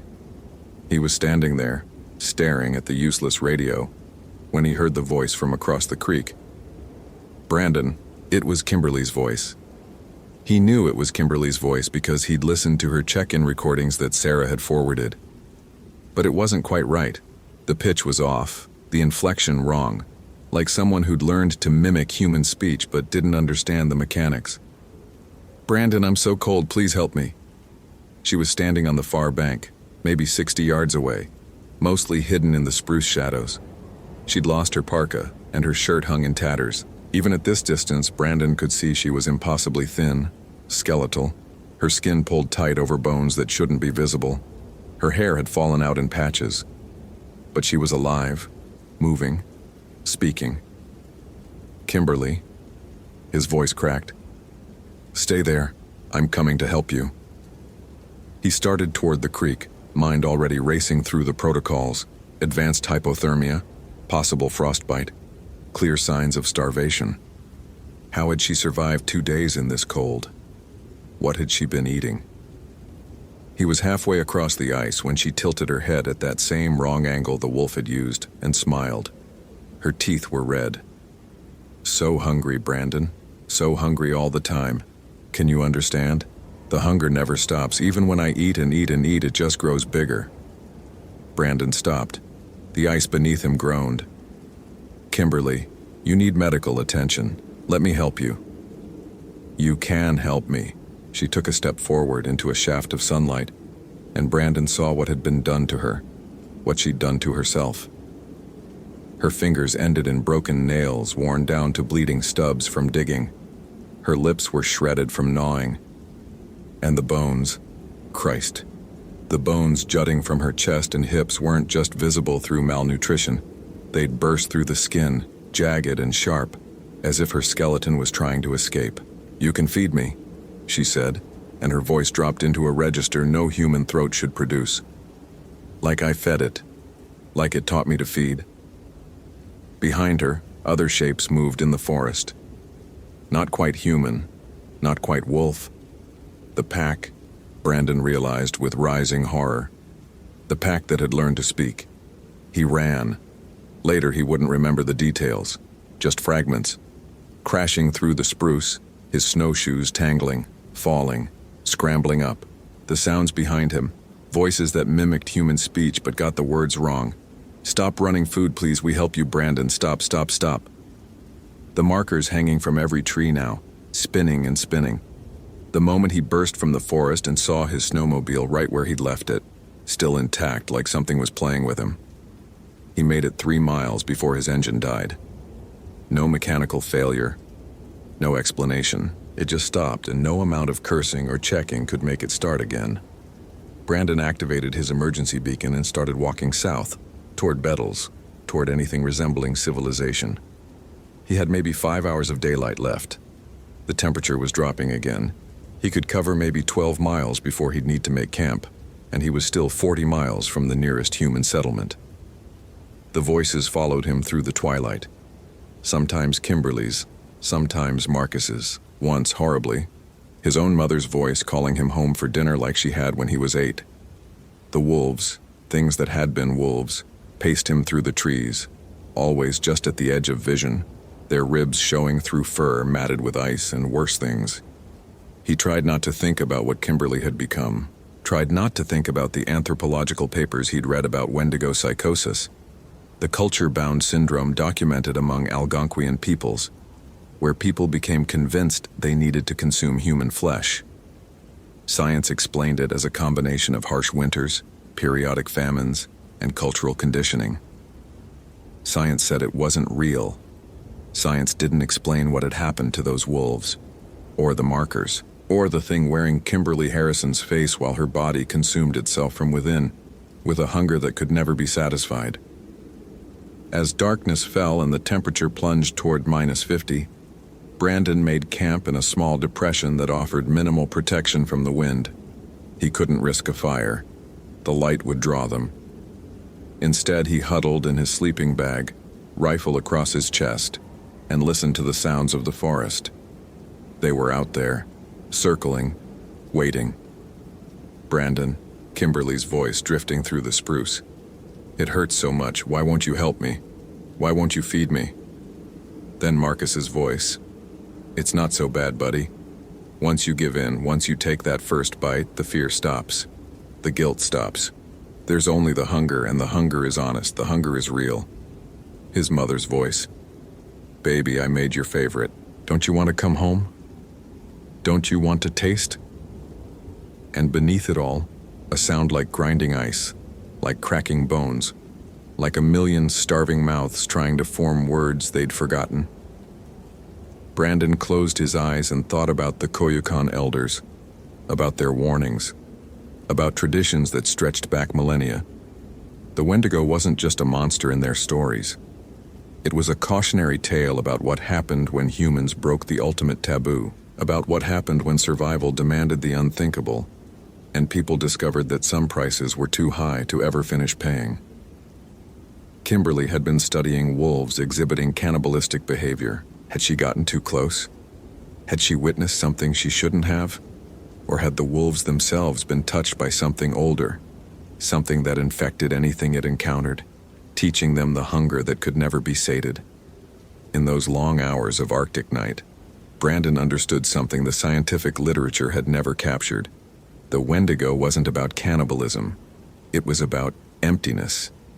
About becoming so hollow that you'd consume anything. Friend, family, self trying to fill the void. About the moment when you realized you'd crossed a line that erased your humanity and the terrible freedom that came with that knowledge. He must have dozed because when he jerked awake, the first gray light of dawn was bleeding across the sky. His emergency beacon was gone. His radio was gone. Even his spare batteries had vanished, and there were tracks all around his camp, dozens of them, circling and circling, those elongated human-not-human prints in the snow. They'd been right there, inches away, while he slept. But they hadn't touched him. Brandon stumbled to his feet, joints screaming in the cold, and started walking again. South. Always south. He'd left everything behind, the tent, the sleeping bag, all his gear except the rifle and the clothes on his back. None of it mattered. He had to move. Had to keep moving. The sun rose higher but brought no warmth. His face was numb, his fingers clumsy in his gloves. Frostbite setting in. He knew the symptoms. Knew he had maybe 6 hours before it became critical. The voices stayed with him, patient now, almost gentle. Brandon, you can't make it. You know you can't. You're 40 miles from anywhere. It's minus 45 degrees. You're already frostbitten. Kimberly's voice, reasonable and kind. Just rest. Just for a minute.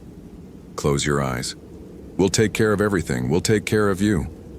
Marcus's voice, brotherly and concerned. But Brandon kept walking, one foot in front of the other, not thinking about Kimberly's bones bursting through her skin, not thinking about the wolves that had learned to speak, not thinking about the markers that multiplied in the forest behind him, a profane trail that would lead anyone who followed straight into the same horror. He was hallucinating now. He knew he was hallucinating, because he kept seeing Marcus walking beside him, solid and real, wearing the jacket he'd died in. You couldn't save me, Marcus said conversationally. And you can't save yourself, but you could save her. Kimberly, if you go back. If you give her what she needs. She's gone, Brandon whispered through cracked lips. Whatever that thing is, it's not Kimberly anymore. Are you sure? Maybe she's just hungry. Maybe if she could just eat one more time, just fill that emptiness, she'd be herself again. Isn't it worth trying? Brandon's legs gave out. He fell face first into the snow and couldn't get up. His fingers wouldn't work. His legs wouldn't work. The cold had finally won. He rolled onto his back and stared at the sky. Painfully blue, cloudless, beautiful. He thought about calling out, about screaming for help. But who would hear? The only ears in 40 miles belonged to things that were no longer entirely animal, taught by something that had been waiting in this forest since before humans built fires to keep it at bay. The shapes emerged from the trees one by one. 7 of them, what was left of the wolf pack. They'd once been apex predators, magnificent creatures adapted to survive in the harshest environment on Earth. Now they were something else. Their eyes reflected intelligence and madness in equal measure. Their bodies were emaciated despite being stained with evidence of feeding. The hunger, Brandon understood, wasn't about calories. It was about something deeper, something metaphysical. An emptiness that grew larger with every attempt to fill it. Behind them, Kimberly stepped into the clearing. She'd eaten more of herself since yesterday. Her left hand was gone, gnawed to the wrist. But she was still moving, still walking, animated by something that refused to let her die even as it consumed her from within. I tried to fight it, she said, and for a moment her voice was purely her own. Young, scared, human. When it started. When I realized what was happening to me. I tried so hard, Brandon. But the hunger, it gets inside your head. It becomes all you are. And eventually you start to think maybe it's not so wrong. Maybe it's just another kind of truth. Brandon's rifle was somewhere under him. He couldn't feel his hands anymore, couldn't move his arms. All he could do was lie there and watch as Kimberly knelt beside him. I'm sorry, she said, and he thought she meant it. I'm so sorry. Then she opened her mouth, wider than should have been possible, her jaw unhinging like a snake's, and leaned forward. The helicopter found him 3 hours later. Later, the medical team would call it a miracle. Brandon Reeves, severely frostbitten, hypothermic, suffering from exposure-induced psychosis, but alive. found 15 miles from where his emergency beacon had last pinged, curled in a fetal position in the snow, screaming about hunger. They never found Kimberly Harrison. The search teams that went to Arrogetch Creek found her camp, found evidence of her presence, but no body, no blood trail, no markers hanging from trees. The wolves in the area appeared normal, if slightly underweight. The elders from Manaktavuk Pass refused to participate in the search. They performed a cleansing ceremony at the edge of the search area and warned that anyone who went farther would bring the corruption back with them. The official report cited exposure, hypothermia-induced hallucinations, and possible bear activity in the area. Kimberly Harrison was listed as lost to the wilderness, presumed dead. The case was closed within 6 weeks. Brandon spent 2 months in psychiatric care in Anchorage. They saved his hands, but he lost 3 toes to frostbite. The nightmares were worse. Every time he closed his eyes, he saw Kimberly's face, heard her voice explaining the hunger, saw Marcus walking beside him in the snow. He never went back to Gates of the Arctic. He resigned from the Park Service and moved to Portland, where the forest was tame and logged and safe, where winter was gray rain instead of killing cold, where nothing watched from the trees with eyes that had learned the wrong kind of hunger. But sometimes late at night, when the wind rattles his windows and the darkness presses close, he hears it, a voice that sounds almost like Kimberly's, or almost like Marcus's, or almost like his own, calling to him, reminding him. The hunger is still out there, waiting, growing, teaching the wilderness its ancient lesson about emptiness and consumption, about what happens when the taboo is broken and the line between human and monster dissolves. And sometimes, Brandon won't admit this to his therapist, won't say it out loud. Sometimes he understands the appeal, the freedom of giving in, the honest simplicity of becoming nothing but appetite, the way it would end all the guilt and fear and grief that Marcus's death left behind. That's the real horror of the Wendigo. Not that it exists, but that it offers an answer, a terrible answer, but an answer nonetheless.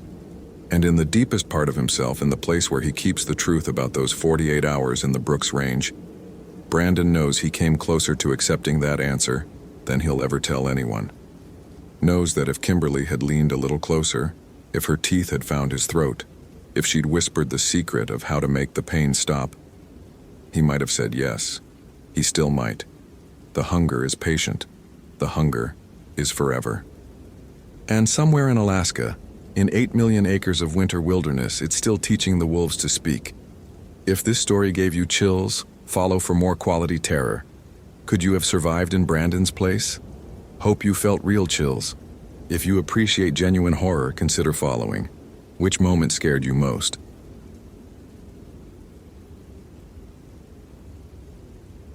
The rain hadn't stopped for 3 days when Sarah Reeves received the call that would unravel everything she thought she understood about the natural world.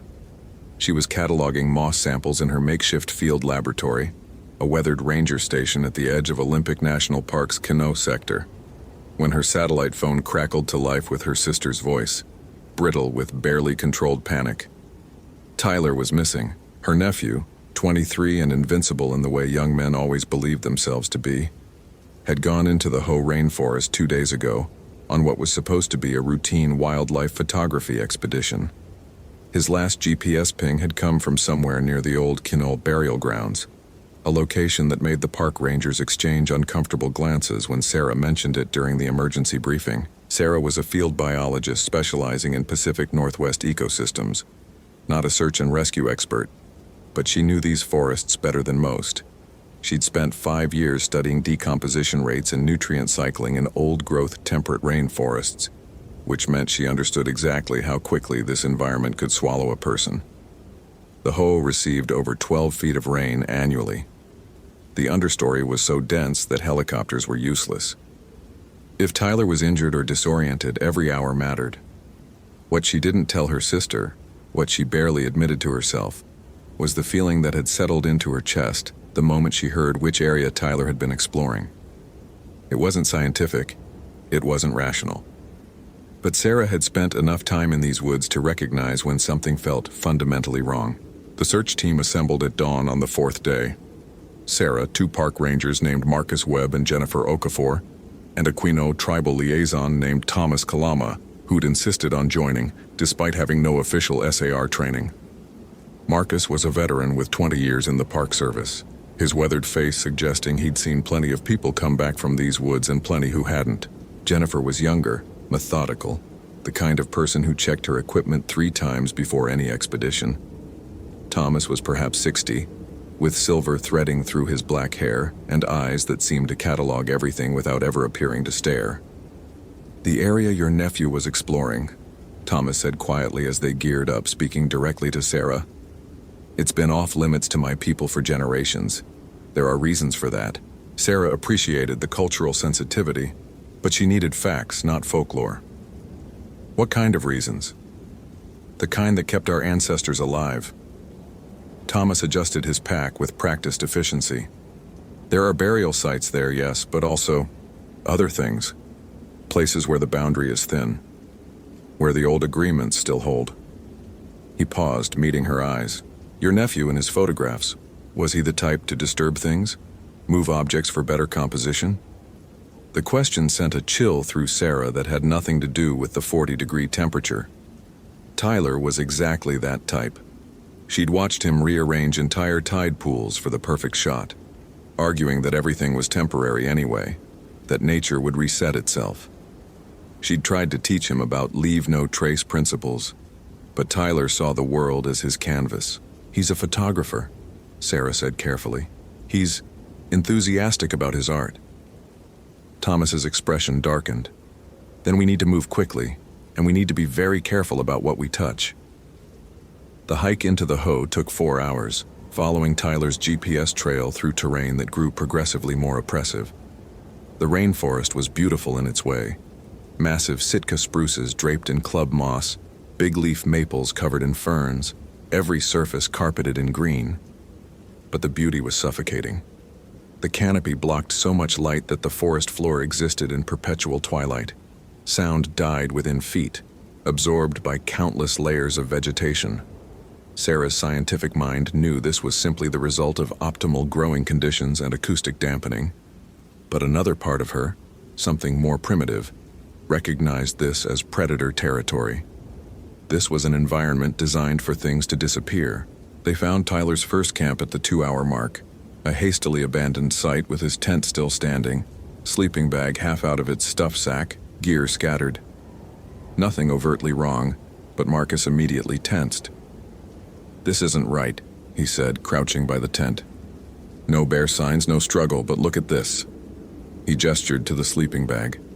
"Someone doesn't leave camp in the middle of the night without taking their primary insulation. Not in October." Jennifer was examining the ground with her flashlight despite the gray daylight. "No prints leading away from the tent. I mean, there are prints, but they're..." "Sarah, come look at this." Sarah joined her, expecting to see Tyler's boot treads. Instead, she found something that made her analytical mind stutter. The prints were human-shaped, but wrong. The spacing was too wide, the depth too shallow in places and too deep in others, as if something had been walking on tiptoes and then suddenly bearing down with enormous weight. And they didn't lead anywhere sensible. They circled the tent 3 times, then appeared to simply stop at the base of a massive cedar. "Could be a transient," Marcus offered, but his voice lacked conviction. "Someone high on drugs, walking strangely, in the middle of nowhere, circling a tent and then climbing a tree." Sarah stood, looking up into the cedar's massive crown. "That doesn't make sense." "None of this makes sense," Jennifer muttered. She was holding something. Tyler's camera, lens cap still on, hanging from a broken strap. "Found this 10 feet from the tent. Why would he leave his camera?" Thomas had been silent, standing at the edge of the clearing with his head tilted as if listening. When he finally spoke, his voice was tight. "We need to check his photographs, the digital file. Now, before we go any further." Sarah took the camera, her hand surprisingly steady despite the growing knot in her stomach. She powered it on, navigating to the image gallery. The last photos were time-stamped at 11:47 p.m. 3 nights ago, which didn't make sense because Tyler had told his mother he'd be asleep by 9, needing rest for an early shoot. The photos made Sarah's skin crawl. They showed the Kino burial site, which Tyler had clearly found despite it being deliberately unmarked on any maps. Ancient cedar platforms elevated in trees, traditional burial boxes weathered by centuries of rain. But Tyler had done more than photograph them. The sequential images showed him climbing up to one of the platforms, opening a burial box, removing objects. In the harsh glare of his flash, Sarah could see him holding up artifacts. A carved wooden mask, woven cedar bark, what looked like bone implements, arranging them on the ground in artistic compositions, surrounding himself with items that had been placed with specific ceremonial purpose generations ago. "Jesus Christ, Tyler," Sarah whispered. The final photograph was the worst. It showed Tyler's campsite, but taken from an impossible angle, at least 20 feet up in a tree looking directly down at his tent. The camera's night vision mode had activated, rendering everything in shades of green. And there, barely visible in the lower right corner of the frame, was a figure standing at the edge of the clearing. It was human-shaped, but not human. Too thin, limbs too long, head tilted at an angle that suggested a neck with too many vertebrae. But worst of all was what the figure appeared to be doing. Its torso was opened, split from throat to groin, and something was emerging. The image was blurry, but Sarah's mind filled in details she desperately didn't want to see. "That's not possible," she said, her scientist's brain rejecting what her eyes clearly showed. "Camera glitch, digital artifact. Has to be." Thomas took the camera from her hands gently. He looked at the image for a long moment, his face going gray. "Stikini," he said quietly. "I'd hoped I was wrong." "Stikini?" Jennifer asked. "Not our tradition originally. Comes from Seminole peoples, far south of here. But the concept exists in many forms. My grandmother's grandmother spoke of something similar. Witches who could remove their internal organs, hide them, and transform to hunt at night. They fly as owls. They consume the dying and the lost." Thomas's voice was steady, but Sarah could see his hands trembling slightly. "The burial grounds Tyler disturbed. There's a reason they were sealed with specific ceremonies. Some of those buried there were suspected of dark practices. The agreements that bound them required their remains to be undisturbed, offerings to be maintained, protocols to be followed." "This is insane," Sarah said, hearing the sharp edge in her own voice. "We're talking about a missing person, not folklore." "Then explain the photograph," Thomas said simply. Sarah couldn't. That was the problem. Her rational mind was throwing up explanations. Hoax, doctored image, hallucination. But her gut, that primitive part of her brain that had kept humans alive for millennia, was screaming at her that what she was seeing was real. Marcus made the decision for them. "Whether it's a witch or a psychopath, we've got a missing person and evidence he pissed off something dangerous. We follow his trail, we find Tyler, we get the hell out. Jennifer, you're documenting everything. Sarah, you're our tracker. You know this forest best. Thomas," he paused, "if this is what you say it is, what do we do? Don't separate. Don't go out after dark. Don't disturb anything else. And if we find the organs..." Thomas swallowed hard. "If we find where it's hidden its organs, we destroy them. That's the only way to kill it while it's transformed." They pushed deeper into the forest, following a trail that became increasingly disturbing. Tyler's boot prints appeared and disappeared randomly, sometimes showing him running, sometimes showing him walking in circles. They found his jacket torn to pieces and hanging from a branch 15 feet up. They found pages from his journal scattered across a game trail, the handwriting deteriorating from Tyler's usual neat print to desperate scrawls. "It knows I touched them, and can't sleep. It watches from the trees." And finally, in letters so pressed into the paper they'd torn through, "She wants them back." Sarah kept walking, kept analyzing, kept looking for rational explanations, even as the evidence mounted against rationality. The forest itself seemed to be changing around them. The bird calls that had been constant background noise fell silent. The usual rustle of small mammals in the understory ceased. Even the ever-present drip of condensation from the canopy seemed to slow, as if the forest were holding its breath. They found the burial site at dusk, which was the last thing any of them wanted.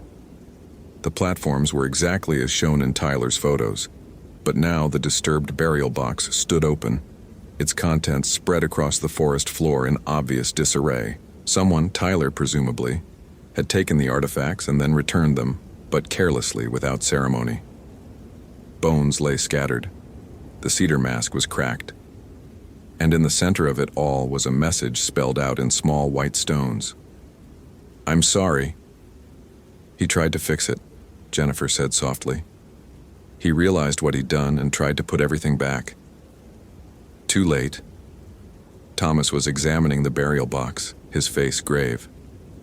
"These ceremonies, the unbinding takes seconds. The rebinding takes days of proper ritual. Whatever was contained here is free now." A sound cut through the forest, high and wavering, something between a scream and a bird call. It came from above them, from the canopy, and it was moving. Sarah's head snapped up, her flashlight beam cutting through the gathering darkness, catching brief glimpses of movement between branches. Something large, something that shouldn't exist. "Lights off," Thomas hissed. "Now!" They killed their flashlights, plunging into darkness broken only by the faint gray remnants of twilight filtering through the canopy. Sarah's heart hammered against her ribs. Her scientific training screamed at her that this was absurd, that they were reacting to an owl or a large bird startled by their presence. But she'd heard owls. She'd cataloged every bird species in Olympic National Park. This wasn't that. The sound came again, closer, and with it a smell that made Sarah's gorge rise. Rot and bile and something acrid she couldn't identify. In the darkness, she heard the distinctive sound of something wet hitting the forest floor. Once, twice, 3 times. Heavy organic sounds. "It's setting down its organs," Thomas whispered, barely audible. "It has to put them back before it can transform fully. Stay absolutely still." Sarah's every instinct screamed at her to run, but she forced herself to remain frozen. In the darkness, her other senses sharpened. She could hear breathing, ragged and wet, too close. She could hear the rustle of something moving through the understory with a strange, lurching gait. And then, impossibly, she heard Tyler's voice. "Sarah? Aunt Sarah, is that you?" Every muscle in her body tensed. That was Tyler's voice, perfect in inflection and tone. But there was something underneath it, something off in a way she couldn't articulate. It was like listening to a recording played at slightly the wrong speed. "Sarah, I'm hurt. I need help. Please, I can't find my way back." Marcus's hand clamped on her arm, holding her in place. In the darkness, she felt rather than saw Thomas slowly, carefully, reaching into his pack. The voice came again, and this time Sarah realized what was wrong with it. There was no directionality. It didn't come from a specific point in space. It seemed to emanate from everywhere at once, from the trees themselves. "Aunt Sarah, why won't you help me? Don't you love me? I'm scared, I'm so scared, please." Sarah's analytical mind kicked in despite her terror, cataloging what she was hearing. Mimicry, vocal manipulation, predator behavior designed to draw prey closer. She'd seen it in nature. Anglerfish with lures, alligator snapping turtles with tongue appendages that looked like worms. But this was different. This was intelligent. This was malicious. A flashlight clicked on. Jennifer, breaking protocol in panic. The beam swept across the clearing and caught something that would haunt Sarah for the rest of her life. It stood perhaps 20 feet away, in the space between 2 massive cedars. Human-shaped, but wrong in every proportion. The skin was gray-white, translucent, pulled too tight over bones that seemed to shift and reconfigure as Sarah watched.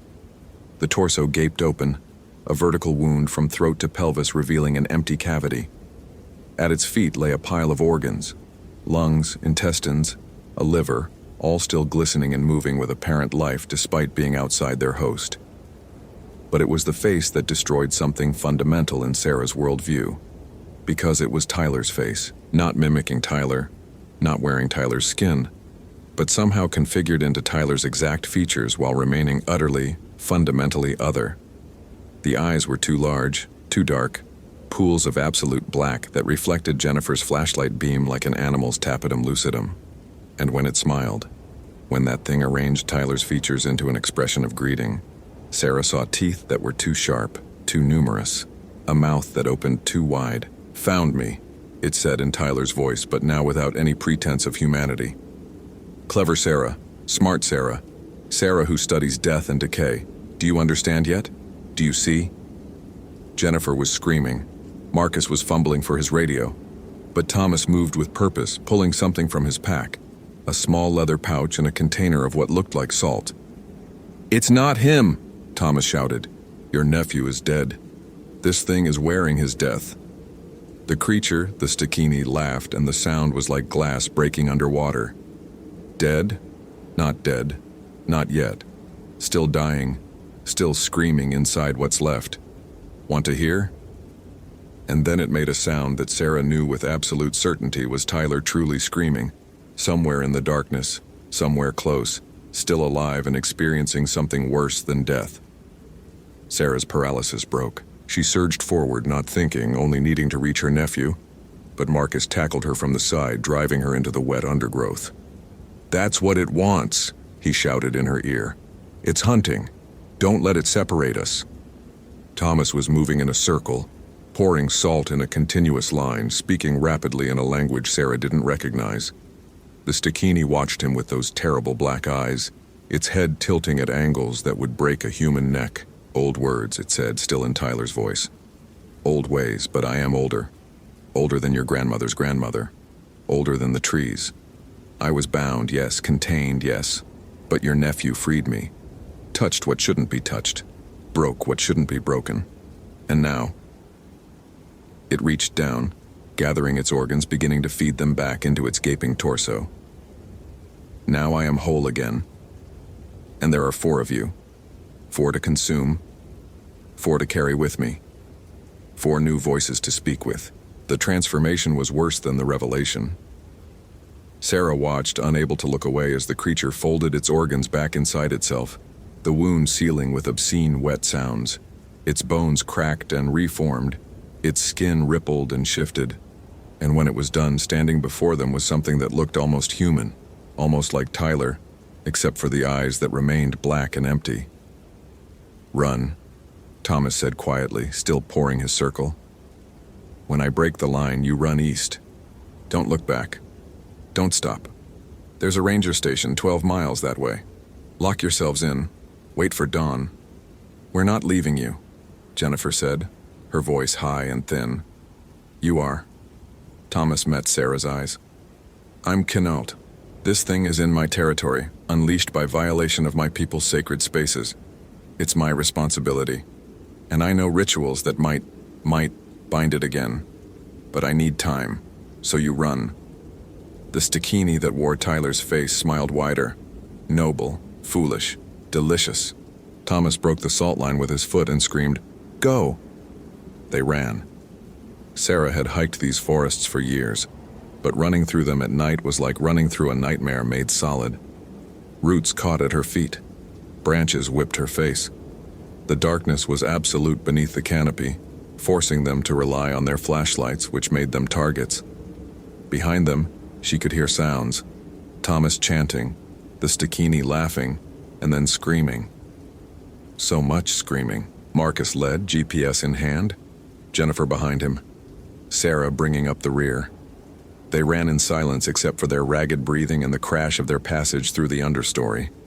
Sarah's mind was racing, trying to process what she'd seen, trying to fit it into her understanding of the world, failing spectacularly. Every principle of biology, every law of physics she'd ever learned, shattered against the reality of what she'd just witnessed.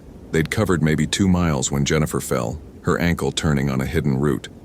She went down hard, crying out, and Marcus skidded to a stop. Sarah helped her up, but Jennifer couldn't put weight on her left foot. "I can't," Jennifer gasped. "I can't run. You have to. We're not leaving anyone else," Sarah said firmly, surprising herself with the conviction in her voice. Her rational mind might be broken, but her humanity wasn't. "Marcus, help me. We'll carry her." They tried. They got another 1/4 mile, Jennifer supported between them, before they heard it. the sound of massive wings beating through the canopy above them, and then Tyler's voice, coming from directly overhead. "Aunt Sarah, where are you going? Don't you want to find me? Don't you want to save me?" Marcus killed his flashlight. Sarah killed hers. They stood in absolute darkness, Jennifer whimpering softly between them, and listened as something large circled above them. The wing beats were enormous, suggesting something the size of a horse, something that shouldn't be able to fly but did anyway because it didn't care about Sarah's understanding of lift and weight ratios. "I can smell you," the voice said, still Tyler's but now with something else woven through it. Thomas's accent, his intonation. Thomas tasted of duty, of obligation. "He's part of me now. And soon you will be too. All your knowledge, Sarah. All your beautiful analytical mind. I'll wear it. Use it. Add it to the collection." A sound of impact, something hitting the ground hard enough to shake the earth. It was close. Too close. Sarah's night-adapted eyes could just make out a shape moving between the trees, something that moved wrong, that flowed rather than walked. "The station is too far," Marcus whispered directly into Sarah's ear. "It knows where we're going. It'll pick us off before we're halfway. We need another plan." "The burial site," Sarah whispered back, her mind working frantically. "Thomas said to destroy its organs. If it's consumed Thomas, it had to put them back first, which means it has them inside it now. But to fly it has to remove them again. It has to hide them somewhere safe while it's transformed." "You want to go back?" Jennifer hissed. "Are you insane?" "I'm a scientist," Sarah said, and something in her was calming, crystallizing, finding solid ground in analysis even in the face of the impossible. "It hunts. It's a predator. Predators have patterns. It hid its organs at the burial site originally because that's its anchor point. That's where it was bound. If we can get back there while it's hunting us, if we can find and destroy the organs, it dies," Marcus finished. "Fuck. That's a hell of a gamble. Do you have a better idea?" The shape was getting closer. They could hear it now, breathing in a rhythm that suggested lungs that had no right to function. And other sounds, wet sounds, grinding sounds, the click of too many joints bending. "We split up," Marcus decided. "Jennifer and I will draw it east, make it think we're still running for the station. Sarah, you're fastest and you know the terrain. You circle back to the burial site. You find those organs and you burn them, bury them, do whatever it takes to destroy them. We'll buy you as much time as we can." "No," Sarah said. "I can't." "You can and you will," Marcus said firmly. "Because you're the only one who might actually pull this off. Jennifer can't run, I'm not leaving her, that means you're our only shot. So you make it count." Sarah wanted to argue.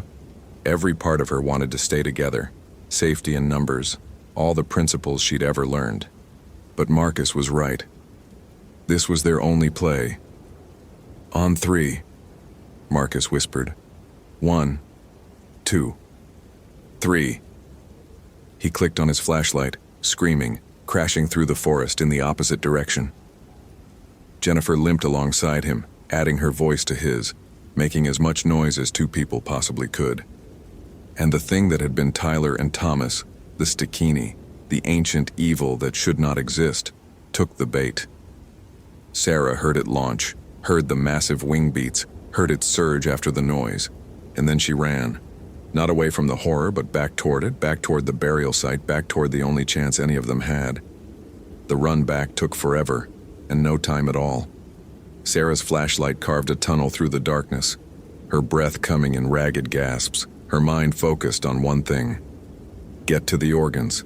Destroy them. End this. Behind her, in the distance, she heard screaming. Marcus or Jennifer, she couldn't tell. She forced herself not to think about it, forced herself to focus.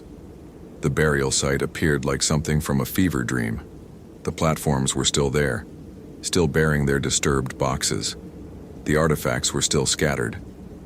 But now there was something new, a pile of fresh earth at the base of the largest cedar, and partially buried in that earth, wrapped in what looked like strips of cedar bark, was a bundle. Sarah didn't let herself hesitate. She dropped to her knees, digging with her bare hands, pulling the bundle free. It was heavy, warm, pulsing with something that felt like heartbeat but wrong, syncopated, multiple rhythms overlapping. The cedar bark wrapping was tied with sinew that looked disturbingly human. She tore it open. The organs inside were still alive. They shifted and moved, lungs that breathed despite having no body, a heart that beat despite having no circulatory system, intestines that writhed like snakes. Sarah's gorge rose, but she forced it down.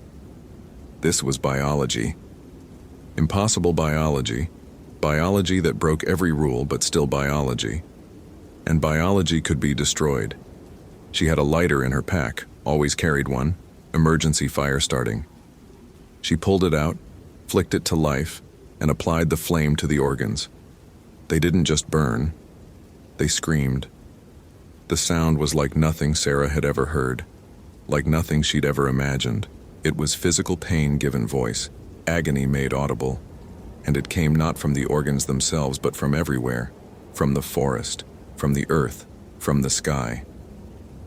The organs writhed in the flame, blackening, splitting, releasing fluids that burned with colors Sarah had no names for.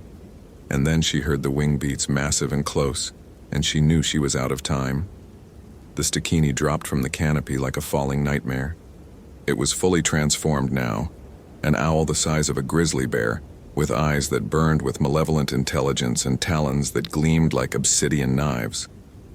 But its face was still human, still wearing the features of Tyler and Thomas, superimposed over each other in a grotesque collage.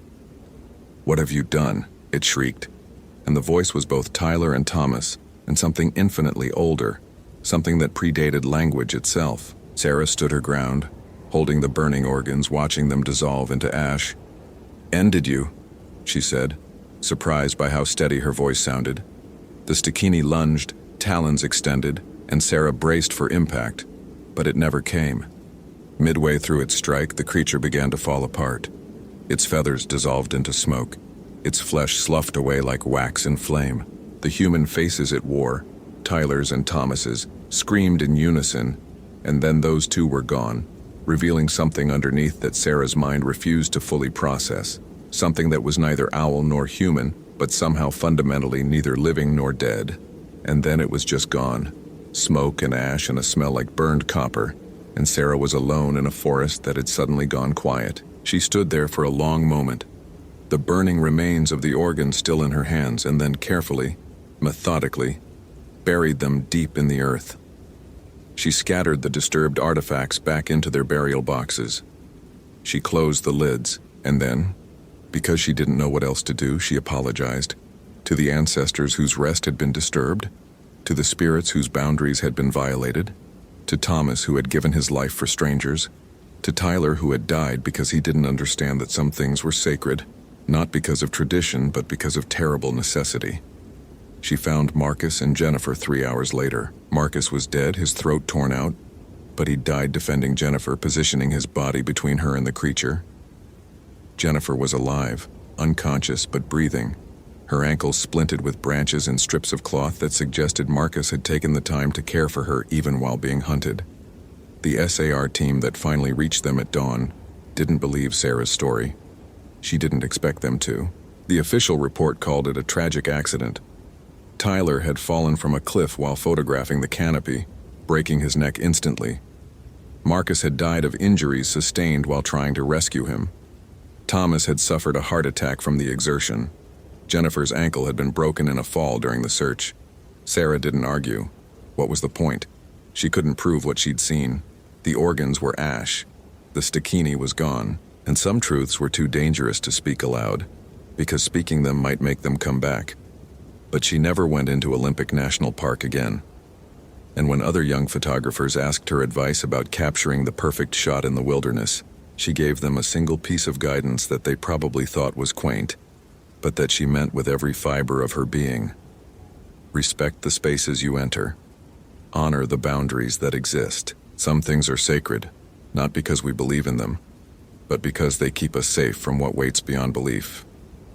She retired from field biology 6 months later, took a position teaching at a university far from any forests, any sacred sites, any places where the old agreements still held. And late at night, when she couldn't sleep, she would remember Tyler's face on that thing, Thomas's voice woven into its speech, and she would remind herself that the natural world she thought she understood was just the surface of something infinitely deeper, infinitely stranger, and infinitely more dangerous than any textbook had ever suggested. The world wasn't ordered and rational and safe. It was wild and old and full of hungers that predated humanity by eons, and the only thing that had kept humanity safe was respect. Respect for boundaries, respect for traditions, respect for warnings passed down through generations. Tyler had learned that lesson too late. Sarah had learned it just in time.